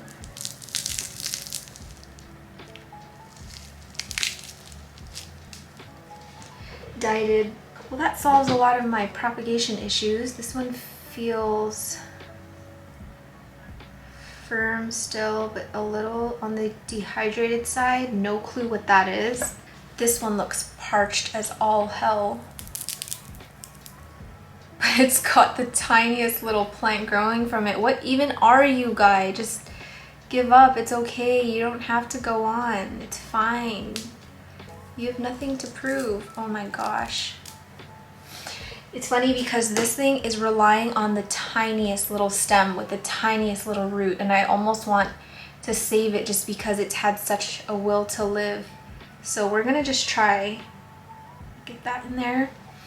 This one looks really dehydrated as well. So still talking about salt buildup, I don't actually really know what too much salt in a substrate looks like, and sort of what signs to look for when you have salt buildup. Like when you're using your fertilizers for indoor gardening, they're much different than like outdoor gardening. Like if you're gonna use fertilizers for like tomatoes or like vegetables, like those are super acidic. They have like slow release fertilizers in the like vegetable soil that has like high acidity slow release stuff in it, and I actually have a slow release fertilizer that's super acidic, and I've used it for my begonias. But yeah, otherwise I don't really know too much about the whole salt thing with no drainage pots. All I know is that I don't use no drainage for plants larger than like a 6-inch pot or like an 8-inch pot, really. So by the time if a plant is having like an excess of salt building up in the vessel, the chances of me repotting that plant before it gets to that point is probably very high. So it would be different if I was like doing no drainage with like a massive like 14-inch pot. Like I would probably leave it in there for like years and years before I have to repot it. But most of my plants are small plants in small vessels, and I'm repotting them like, I don't know, like once a year or once every year and a half or 2 years or something. And yeah, I feel like salt buildup kind of takes a long time to accumulate. So I personally don't have issues with salt buildup. This is a Philodendron Gloriosum. I feel like I need to let some of these sit in water overnight because I just let this prop box dry out so bad. And then I think this one is a Philodendron Dark Lord. And I think that my mom already has a Dark Lord, but again, she'll have way better luck selling it in California than I will here. I probably won't even be able to get rid of this for free. Oh, that reminds me, I should see if there's any bites on my free plants that I posted. Okay, someone wants the fern leaf and... oh. Uh-oh. There's 2 people. Oh no. Oh. Okay, cool. I got rid of the fern leaf and the exoticus. Sweet. Maybe I should just post this too. This Dark Lord. Nah. I'll let my mom sell it.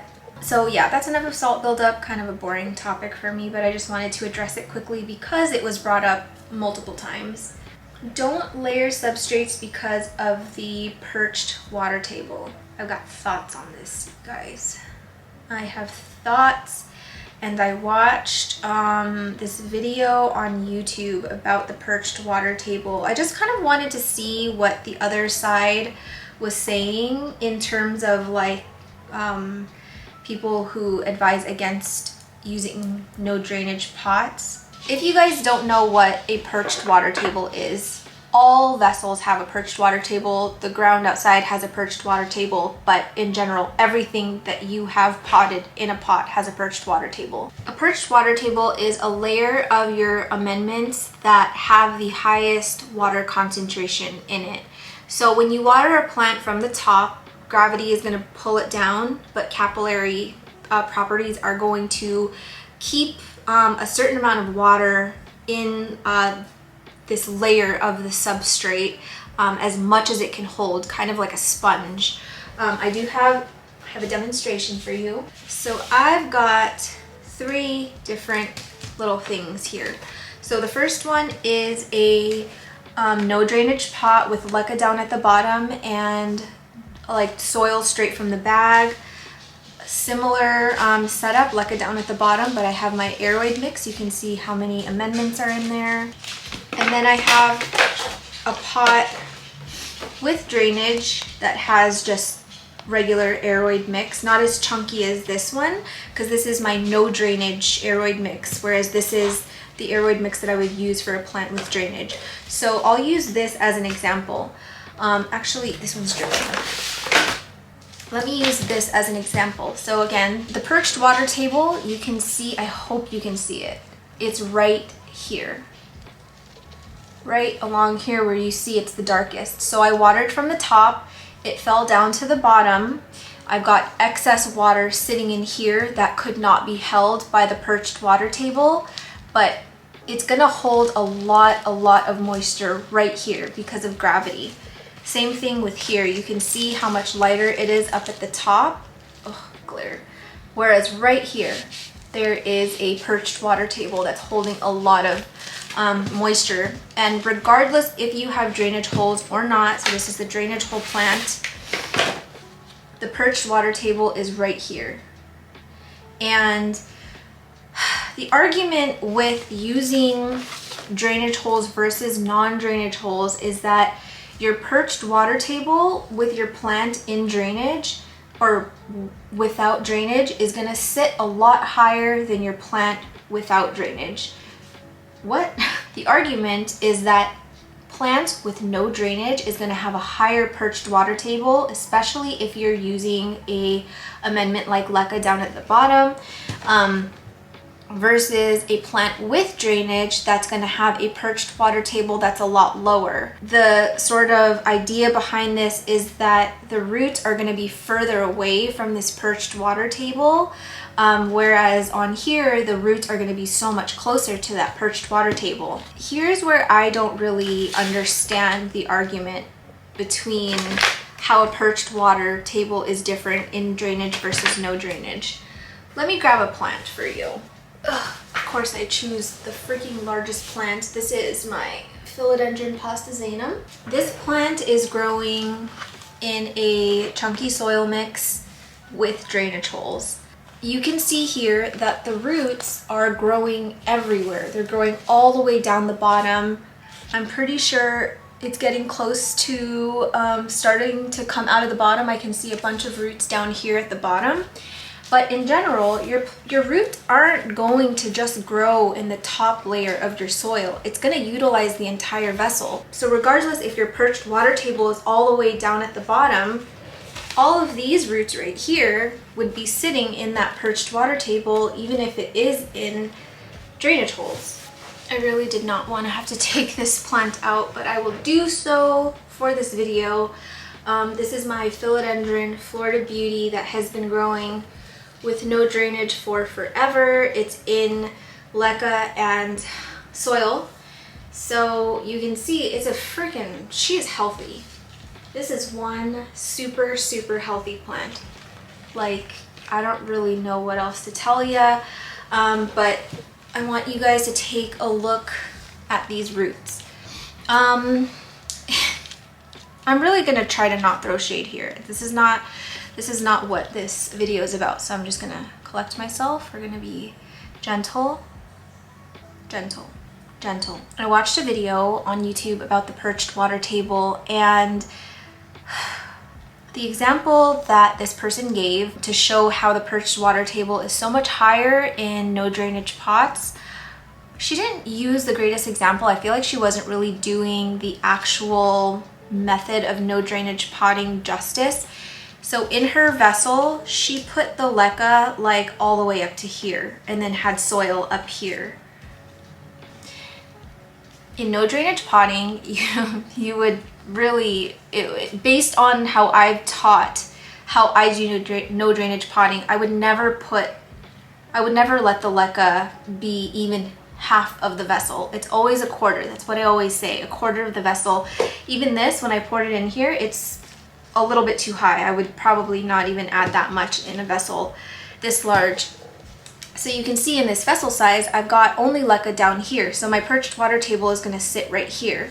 Whereas in the example that this person gave, the leca was up to here, so the perched water table is up here. So of course you could easily make a point that your perched water table is going to be so high when you have the leca so high. So really it's just, you got to do it in a way that makes sense. And I just talked about this in that 2-hour-long no drainage hole video about how your roots that are sitting down in water are just going to be more acclimatized to sitting in water. So these roots down here that are kind of always in like a little bit of water, they're built different than the ones up here that are in soil, right? And the ones that are especially in the top soil that are not sitting in this perched water table level. I feel like this is like the best example that I can use because there's just a lot of information out there about the perched water table, especially with people trying to compare the perched water table of a rainforest to a perched water table this size. You have to keep in mind the square footage of the perched water table of a rainforest versus this little 5-inch pot or whatever, right? Like the perched water table in here is going to dry out so much faster than a perched water table like in someone's lawn or something. So yeah, I'm not a scientist, and I'm not like a star student, but I feel like the perched water table is not really an argument against no drainage potting. I just have not found it to be an issue for me. Yes, the water is going to sit here and it's going to be very dense, but you also have to keep in mind that we're using so many amendments in our aeroid mix. These amendments are not just for it to look pretty. They all serve a function, they all serve a purpose. The reason that you want it to be super chunky is so that you have a lot of air that can pass through the substrate and you're not having waterlogged roots, you're not having roots that are just suffocating in super, super dense soil. When you have a soil mix that is able to be well draining and is able to evaporate water quicker because there are more air pockets in it, that's going to help you a lot when you have a really dense perched water table. And for me, that really has not been an issue in terms of my plants. Like, I haven't noticed that the plants sitting in the perched, or the roots sitting in the perched water table, are like root rotting or anything. It really just comes down to understanding your environment, understanding how fast your substrate is drying out, understanding how quickly your freaking gnat.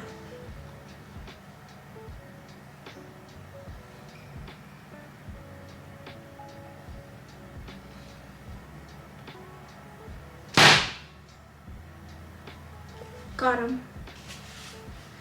Don't mess with me, guy.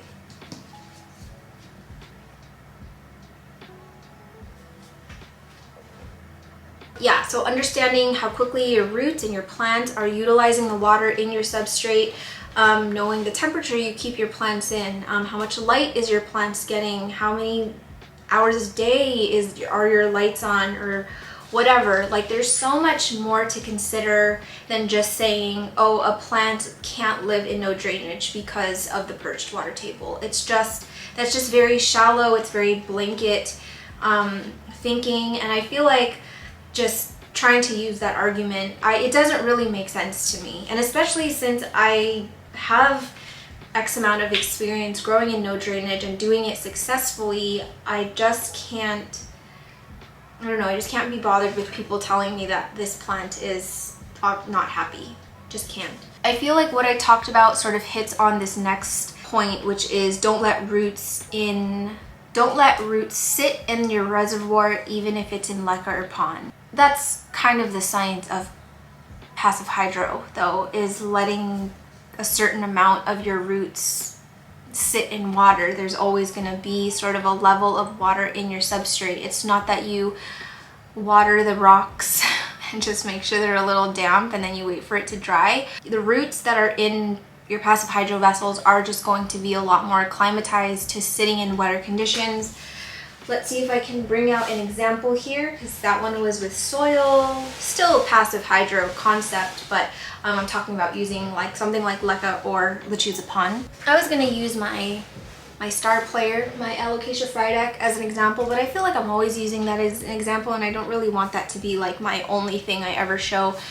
So this is my Alocasia Silver Dragon, and this one is also growing in no drainage with lechuza pond, and this one is in serious need of a repot, and I could tell because the roots are starting to come upward and they don't have anywhere to go. But you can see down here, even right now, I have a small layer of water down at the bottom, and these roots are not rotten. Is because they're essentially like water roots. Like they're so acclimatized to being in water, they've just adapted to it. And I think people forget that like plants are highly adaptable to their environment. Yeah, like when you grow in something like lechuza pond in passive hydro, it's like the whole concept is to essentially train your plant to be able to live in these conditions. So I think it's important. When I show how I pot with no drainage, I always pot, like when I first got this into this vessel, I would have put the root ball like sitting right about here. And I always try and leave like a quarter of the vessel with no roots. And I think the misconception is that it's because I'm treating that layer down here as the drainage layer. There is no drainage and no drainage potting, that's the point. You're leaving that little area, yes, for excess water to just sit in there and to be absorbed when the plant needs it, but also as your plant grows, as the roots grow down into the vessel, those new roots coming down into this lower part of your vessel are going to be more acclimatized to wet conditions. So that's why when you're potting in no drainage, if you're potting in lechuza pond, you wouldn't want to just sit the plant at the bottom of the pot and just fill it with substrate, especially if you're doing something like soil to lechuza pond transition or like moss to lechuza pond transition. You want to make sure that there's a little sort of like safety net so that your plant can have the room to acclimatize to this new environment. So that is the function of the little area down below. It's to catch water so that the roots aren't just sitting in the water right away, and to allow your plant to grow and develop those roots that are more acclimatized to being wetter, essentially. I just love talking about no drainage. I could do this all day long, no matter how much hate I get. You like what you like, the heart wants what it wants. We're almost done here and I feel like I haven't done jack crap. So let's just try and keep working. It's hard for me to talk and do things at the same time, but when I talked about these things, I felt like it would be so boring if I was just sitting in front of the camera talking to you guys and you stare at my face for 2 hours. So I'm just like, let's just do stuff even though I can't focus. Okay, wait, is this my Jose Bueno? It is. Look, and they're both awake. Yellow. This one even has like a juicy little root coming in. Do I need another Jose Bueno? No. Would I like another one? Yes. So I'm gonna chop it, right? I'm gonna keep one for myself, and then I think I'm going to give one to my mom because she loves variegated plants and I love my mom more than plants. So mom gets one of those. Oh, why did I bury it right away? Let me dip it in my callousing. house. What is it? This is kind of along the lines of watering too, and it's about root rot. So one of the points that was brought up is that root rot is only caused by overwatering. I would say agree to disagree, but this is just a straight disagree. I honestly think that a good majority of people in this hobby lose more plants to underwatering versus overwatering.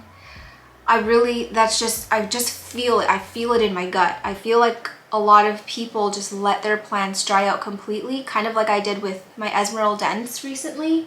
Let's see if I can show it to you. Oh wait, did I throw it out? Maybe that's what that little stick was. Where is it? What the heck should I do with it?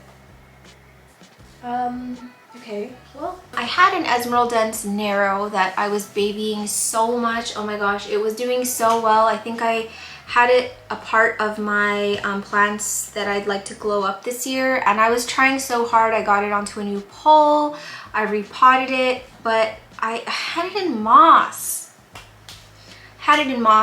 I forgot about it. It dried out completely and just turned into a crisp like those other ones that I crumbled. Oh, this one is soft as hecky. What is this? Ooh! There's springtails there's like springtails all over it. You can see it in there.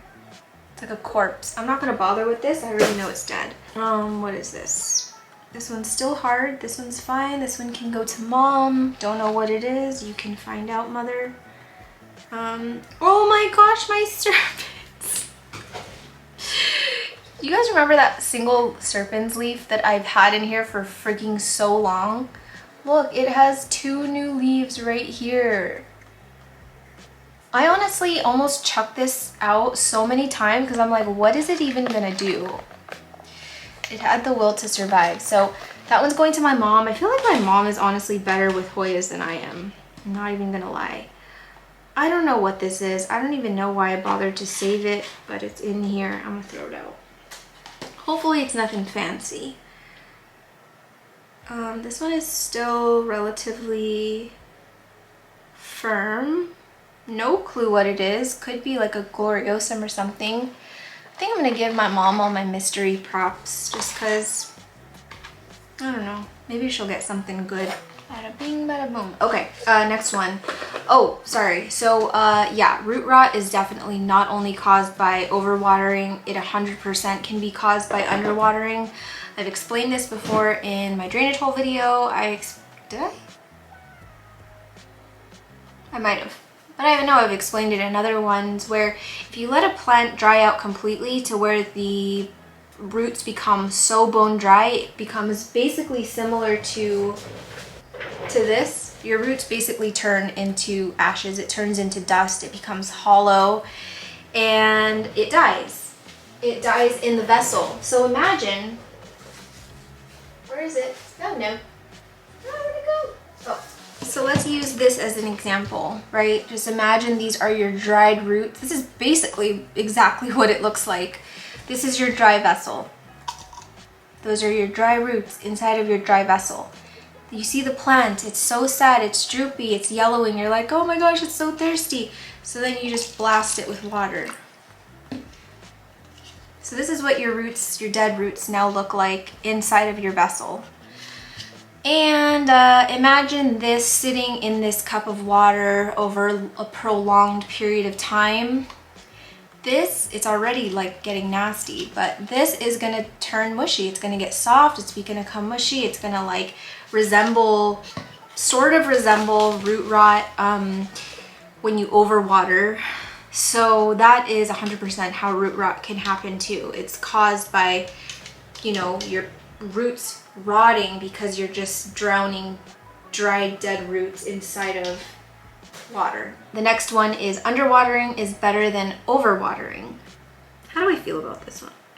I think this just goes back again to environmental conditions, because for my plants that are living in controlled environments, let's say my Millsbow for example, it's very, very warm in there. I've got grow lights on for 10 hours a day. If I have a substrate that always has water, I really wouldn't worry about them too much because I know that they're photosynthesizing. I know they're eventually going to use that water. In that sense, I'm not really worried about overwatering, but I would be worried about overwatering for, let's say, my plants in my living room where they're only getting a certain amount of indirect light very far away from my windows. There's no more grow lights out there, and yeah, they're not getting as much light and warmth as my plants inside of my plant room. So I would say that for those plants, I definitely tend to underwater it, not only because of time constraints and just sometimes laziness. Yeah, I definitely am more on the underwatering side for those plants, but I will say that I am notorious for killing plants for underwatering. So I think in a sense, I agree with this, that underwatering is better than overwatering, but it is also just as dangerous to let your plants completely dry out because a lot of them will throw a fit right away. Some of them won't bounce back.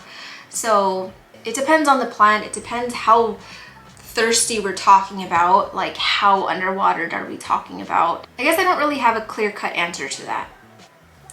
This piece of hair here is bothering me. Why is it so like aggressive? Okay, so we are almost done. The last thing that we're gonna cover in this video is misting and humidity. Here's what I'm worried about on this one. It's got like really, really dark sort of oxidation on this chunk, but I am just worried a little bit about it rotting. So I kind of want to see what's going on in there and just make sure that it's nothing threatening to my plants. But I can't do that if I don't find my chunk scraper. I feel like you guys are looking at it in the viewfinder and not telling me where it is. I'm going to be genuinely disturbed throughout the rest of this video because I can't find my scraper, and every time I can't find my scraper, it's a legit trigger for me because it's my favorite scraper. There are many reasons why I prefer that scraper over a lot of the ones that I see being sold now, and I can't find it. I don't know where it is. I'm at a loss. I'm really at a loss here. I don't know where it is. Like, I don't know if maybe it's in my substrate somewhere. Did I accidentally throw it away? Oh my gosh, thinking about my poor scraper in the garbage can. I'm not happy. I'm not well. I'm not. Okay, so I'm gonna be using this as a scraper in the meantime. Oh my gosh, this is so sad. Okay, let's get this dark phoenix out of here and see what we're working with. I might want to get this in tree fern fiber. I'm not really sure. Roots look really great, to be honest. But yeah, I'm just a little bit worried about this like sort of super, super dark stem. Again, it could just be oxidation. Where's my scraper? I'm never gonna stop looking for you. I'll never give up. I'm just gonna scrape this lightly and kind of see and make sure that it's not rot. And if it's sort of just surface layer gunk, then I'm not worried about that. And that's kind of what it's looking like right now. The stem doesn't feel mushy. Can I help you, sir? I'm almost done. You just have to talk about misting. I think my husband is, he's like walking by, probably seeing when I'm gonna finish, because we started this true crime documentary called Mind Over Murder on Netflix, and it's Friday night, so he probably wants to finish it. So let's just finish up here, because yeah, it is getting pretty late. It's almost midnight now. I've been filming for like freaking 3 hours. Yeah, I'm not concerned about this stem. It looks like it was just surface oxidation. But I do want to repot this, and I do want to get some mycorrhizal inoculants onto this stem here, or onto these roots. I'm going to reuse this little label, but let's see, which vessel do I want to put this in? Oh my gosh, it's so messy in here. I think I'm going to opt for this 49th cup. And where is my tree fern fiber? Oh crap, I don't have enough tree fern fiber. So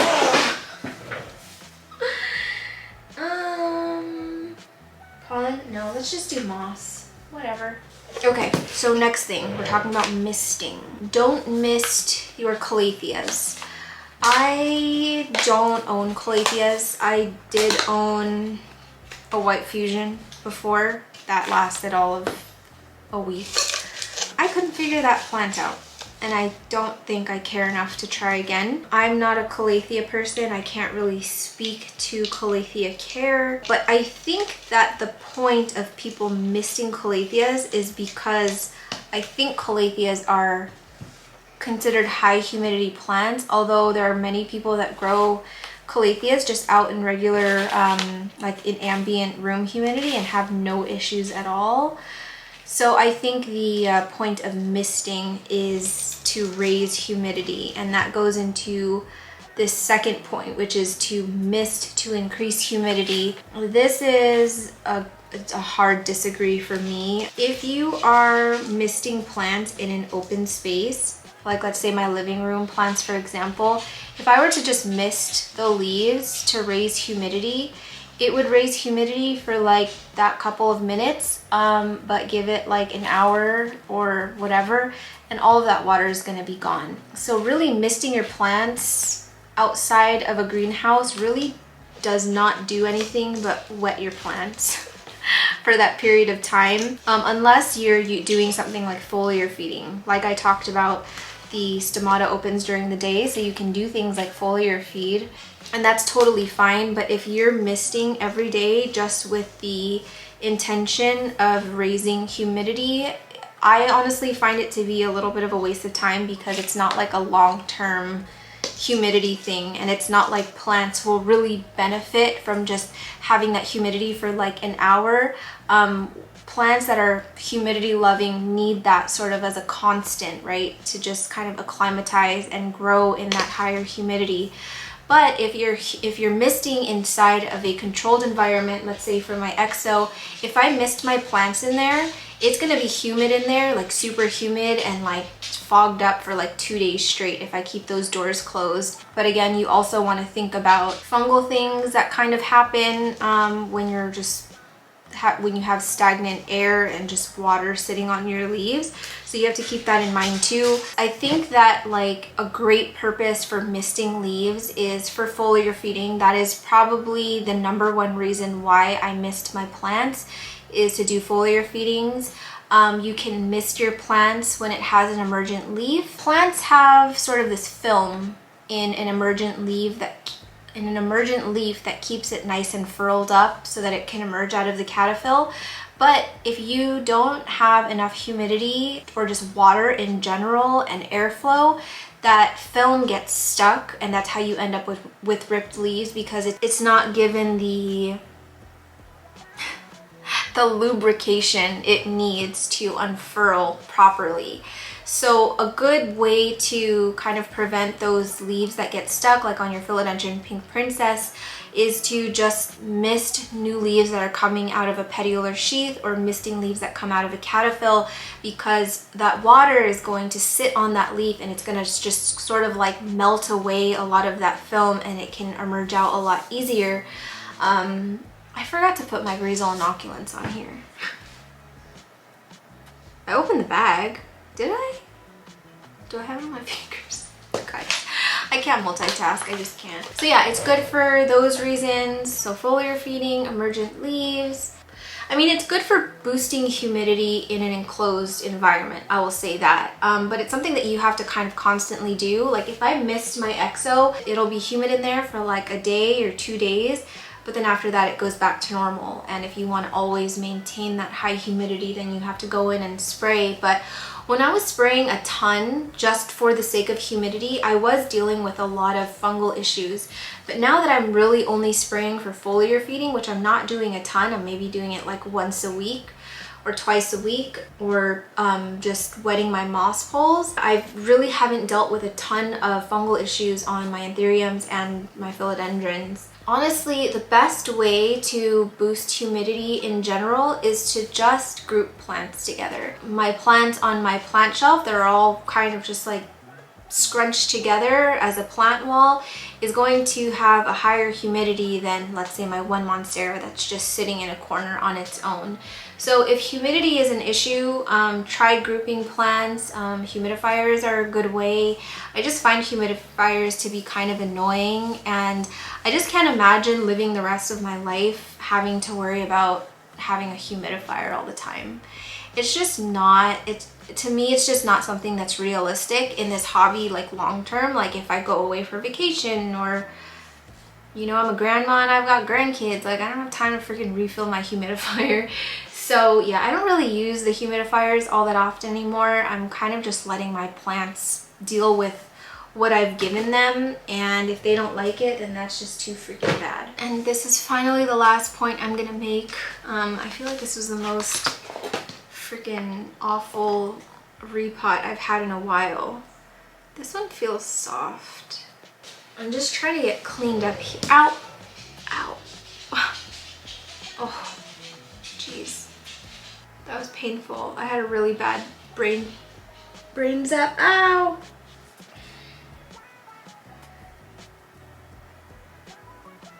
I knew this was gonna happen. I forgot, ow, my eyes are watering. I forgot to take my antidepressant. I only took it a couple hours ago, and I either get really nauseous or I get brain zaps. I don't know if you guys have heard the word brain zaps before, but it's literally like a zap in your brain, and it's so freaking frightening and painful. I don't think I need another Gloriosum, but I feel like my mom could probably have one or give it to one of my aunts. So I'm gonna let that be her problem. Okay, so besides these props, I can see one of my new plants, my Alocasia, is kind of looking a little suspect right now. It's got all these spots on it that I don't remember. This is my Alocasia bisma, and I just need to, sorry, I'm super ADHD right now. I was just working on the props, and then I saw the bisma and was like, oh, let's do that. Story of my life. So let's just do that so that I can satisfy my ADHD, and then we'll move on. But you guys are probably not going to be able to see much. Okay, so the last one that I wanted to talk about was only missed succulents because they are desert plants. Agree to disagree, because even though they're desert plants, when it does rain in the desert, it freaking pours. It rains like heckin' heck. I see a lot of people, what the hell? What in the... Guys, look at that. I cut myself, but now it's like blistering. There's like a little bubble. So I see people who say to only mist your succulents and only mist your cacti because they don't get water in the desert, and that's just not true. I have certain cacti in my collection that really will shrivel up and like fall over if I don't give it water. Like my penis cactus is a very thirsty plant. My booby cactus is a very thirsty plant. So yeah, it's not, I would say, not true. Succulents are very thirsty plants, and because they can tolerate a lot of light, a lot of that water in the substrate is being evaporated. So keep in mind that the succulents and the cacti are one of those plants that you want to watch the leaves, because of the fact that it utilizes photosynthesis to store water in the leaves. But if you're noticing that it's looking really shriveled and it's looking really sad, you've got to help it out a bit, because it's not going to only solely survive on photosynthesis to store water in those leaves. It's still going to rely a little bit on Mother Nature to provide it with some form of water. It's just a way that it can store water to survive the long drought period. But drought doesn't mean that there's absolutely no water at all. It's still going to get water at some point. So you just have to kind of know when it's time to water. And with my cacti and my succulents, I find that they're one of the plants that can do really well when you allow them to show you physical signs of being thirsty. And the reason why I tend to do that with my my desert plant is because I don't really know when to water them. It's really, I don't feel as comfortable with them as I do my philodendrons and my alocasias and stuff like that. So I really rely on how the leaves look to tell me if it needs water, and they usually bounce back really quickly. They hold a lot of water in their leaves, and they perk up really easily and really fast too. It was like really dusty before. So okay, honestly, that's it. I still have some more like things I need to do, but I feel so messy today, and I haven't had allergies since I started this video, and I've been honestly filming for like 4 hours, so I'm kind of just ready to go. Hopefully in the next few parts of this video I feel a little bit more composed with my thoughts. Again, this is the first time I'm filming in like a week, so I feel a little bit rusty. I feel like this video is gonna be so hard to edit. I'm gonna have to edit so much out. So anyway, I hope everything I said made sense. I hope I did not offend anyone. That was not my intention. I'm gonna say it again and again and again. My motto is just do whatever the works for you, and don't let anybody tell you what to do, especially not me. Whenever I feel like I'm being attacked for the way that I care for my own plants, I just kind of always go back to that. I go back to just kind of reminding myself that I'm happy with the way my plants are growing.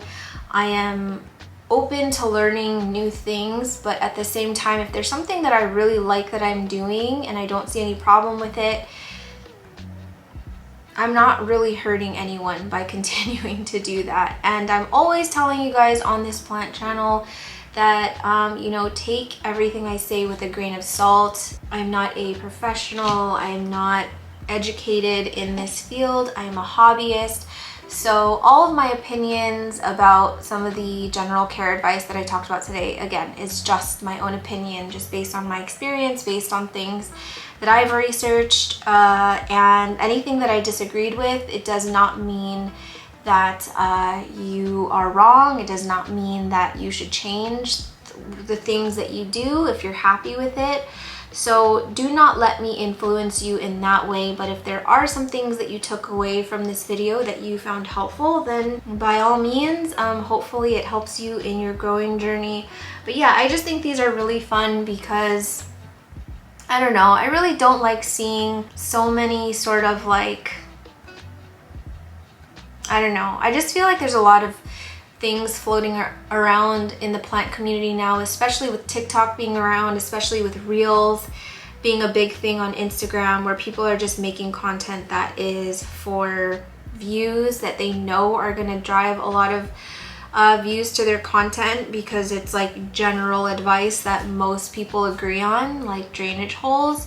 And I think that as you know, I think if you are a large-scale creator in this community, I would not consider myself a large-scale creator in this community, but if you are one, I feel like you do sort of have a responsibility to kind of give the whole picture and not just do things because it's going to make you more popular on an app. And you know, I could totally go with the flow. I could go with what's popular and just only push drainage holes on this channel and say that's what's best because that's what's most accepted and that's what is kind of everyone's understanding. But I like to grow plants the way that I like to grow plants, and I've been happy with it so far, and I kind of want people to enjoy that with me. I want to share the things that I've learned. And yeah, it's hard when you have people and other creators that are constantly pushing something like drainage holes, and then you have like little me that's just like, oh, look at my plant with no drainage, and then I get attacked, and like, it's, you know, it gets exhausting for sure. It gets tiring. I used to really try and explain myself to every drainage hole fanatic that came on my YouTube and tried to like bash the way I grow plants, but now I just either ignore it or I delete the comment, because I just feel like if you don't want to be open to learning, if you don't want to be open to hearing how I do things, then there's really no point in us trying to have this discussion, because you've just come here to make a point and not try and have like a conversation. So anyway, that was the point of this whole video, but I've been really interested to hear some of the things that you guys brought up. There were so many that I have not heard. There were so many that made me raise my eyebrows a bit. So yeah, this will be coming in another 2 parts, but yeah, there are a lot of other things that we're going to discuss in the upcoming videos of these, so stay tuned for those. I'm not really sure when it's going out yet, but it should be going out pretty soon after this one. I want to say that there's not going to be more than like 3 weeks between these videos. So yeah, that's it for me. Didn't get like a ton done today, but definitely got a few done, and I emptied out that box, that remaining box on my floor that I needed to do. I'm getting rid of those 2 plants that I've been trying to get rid of for a while, and got my mom's prop box sorted here. There's still so many I need to give her. There's that whole exo is filled with plants for my mom and my sister. So anyway, yeah, good talk today. Hope you guys enjoyed it. If you liked it, please don't forget to give it a thumbs up, because it helps us a lot on YouTube. Thank you guys for being here. Thank you for watching another upload, and I will see you in the next one.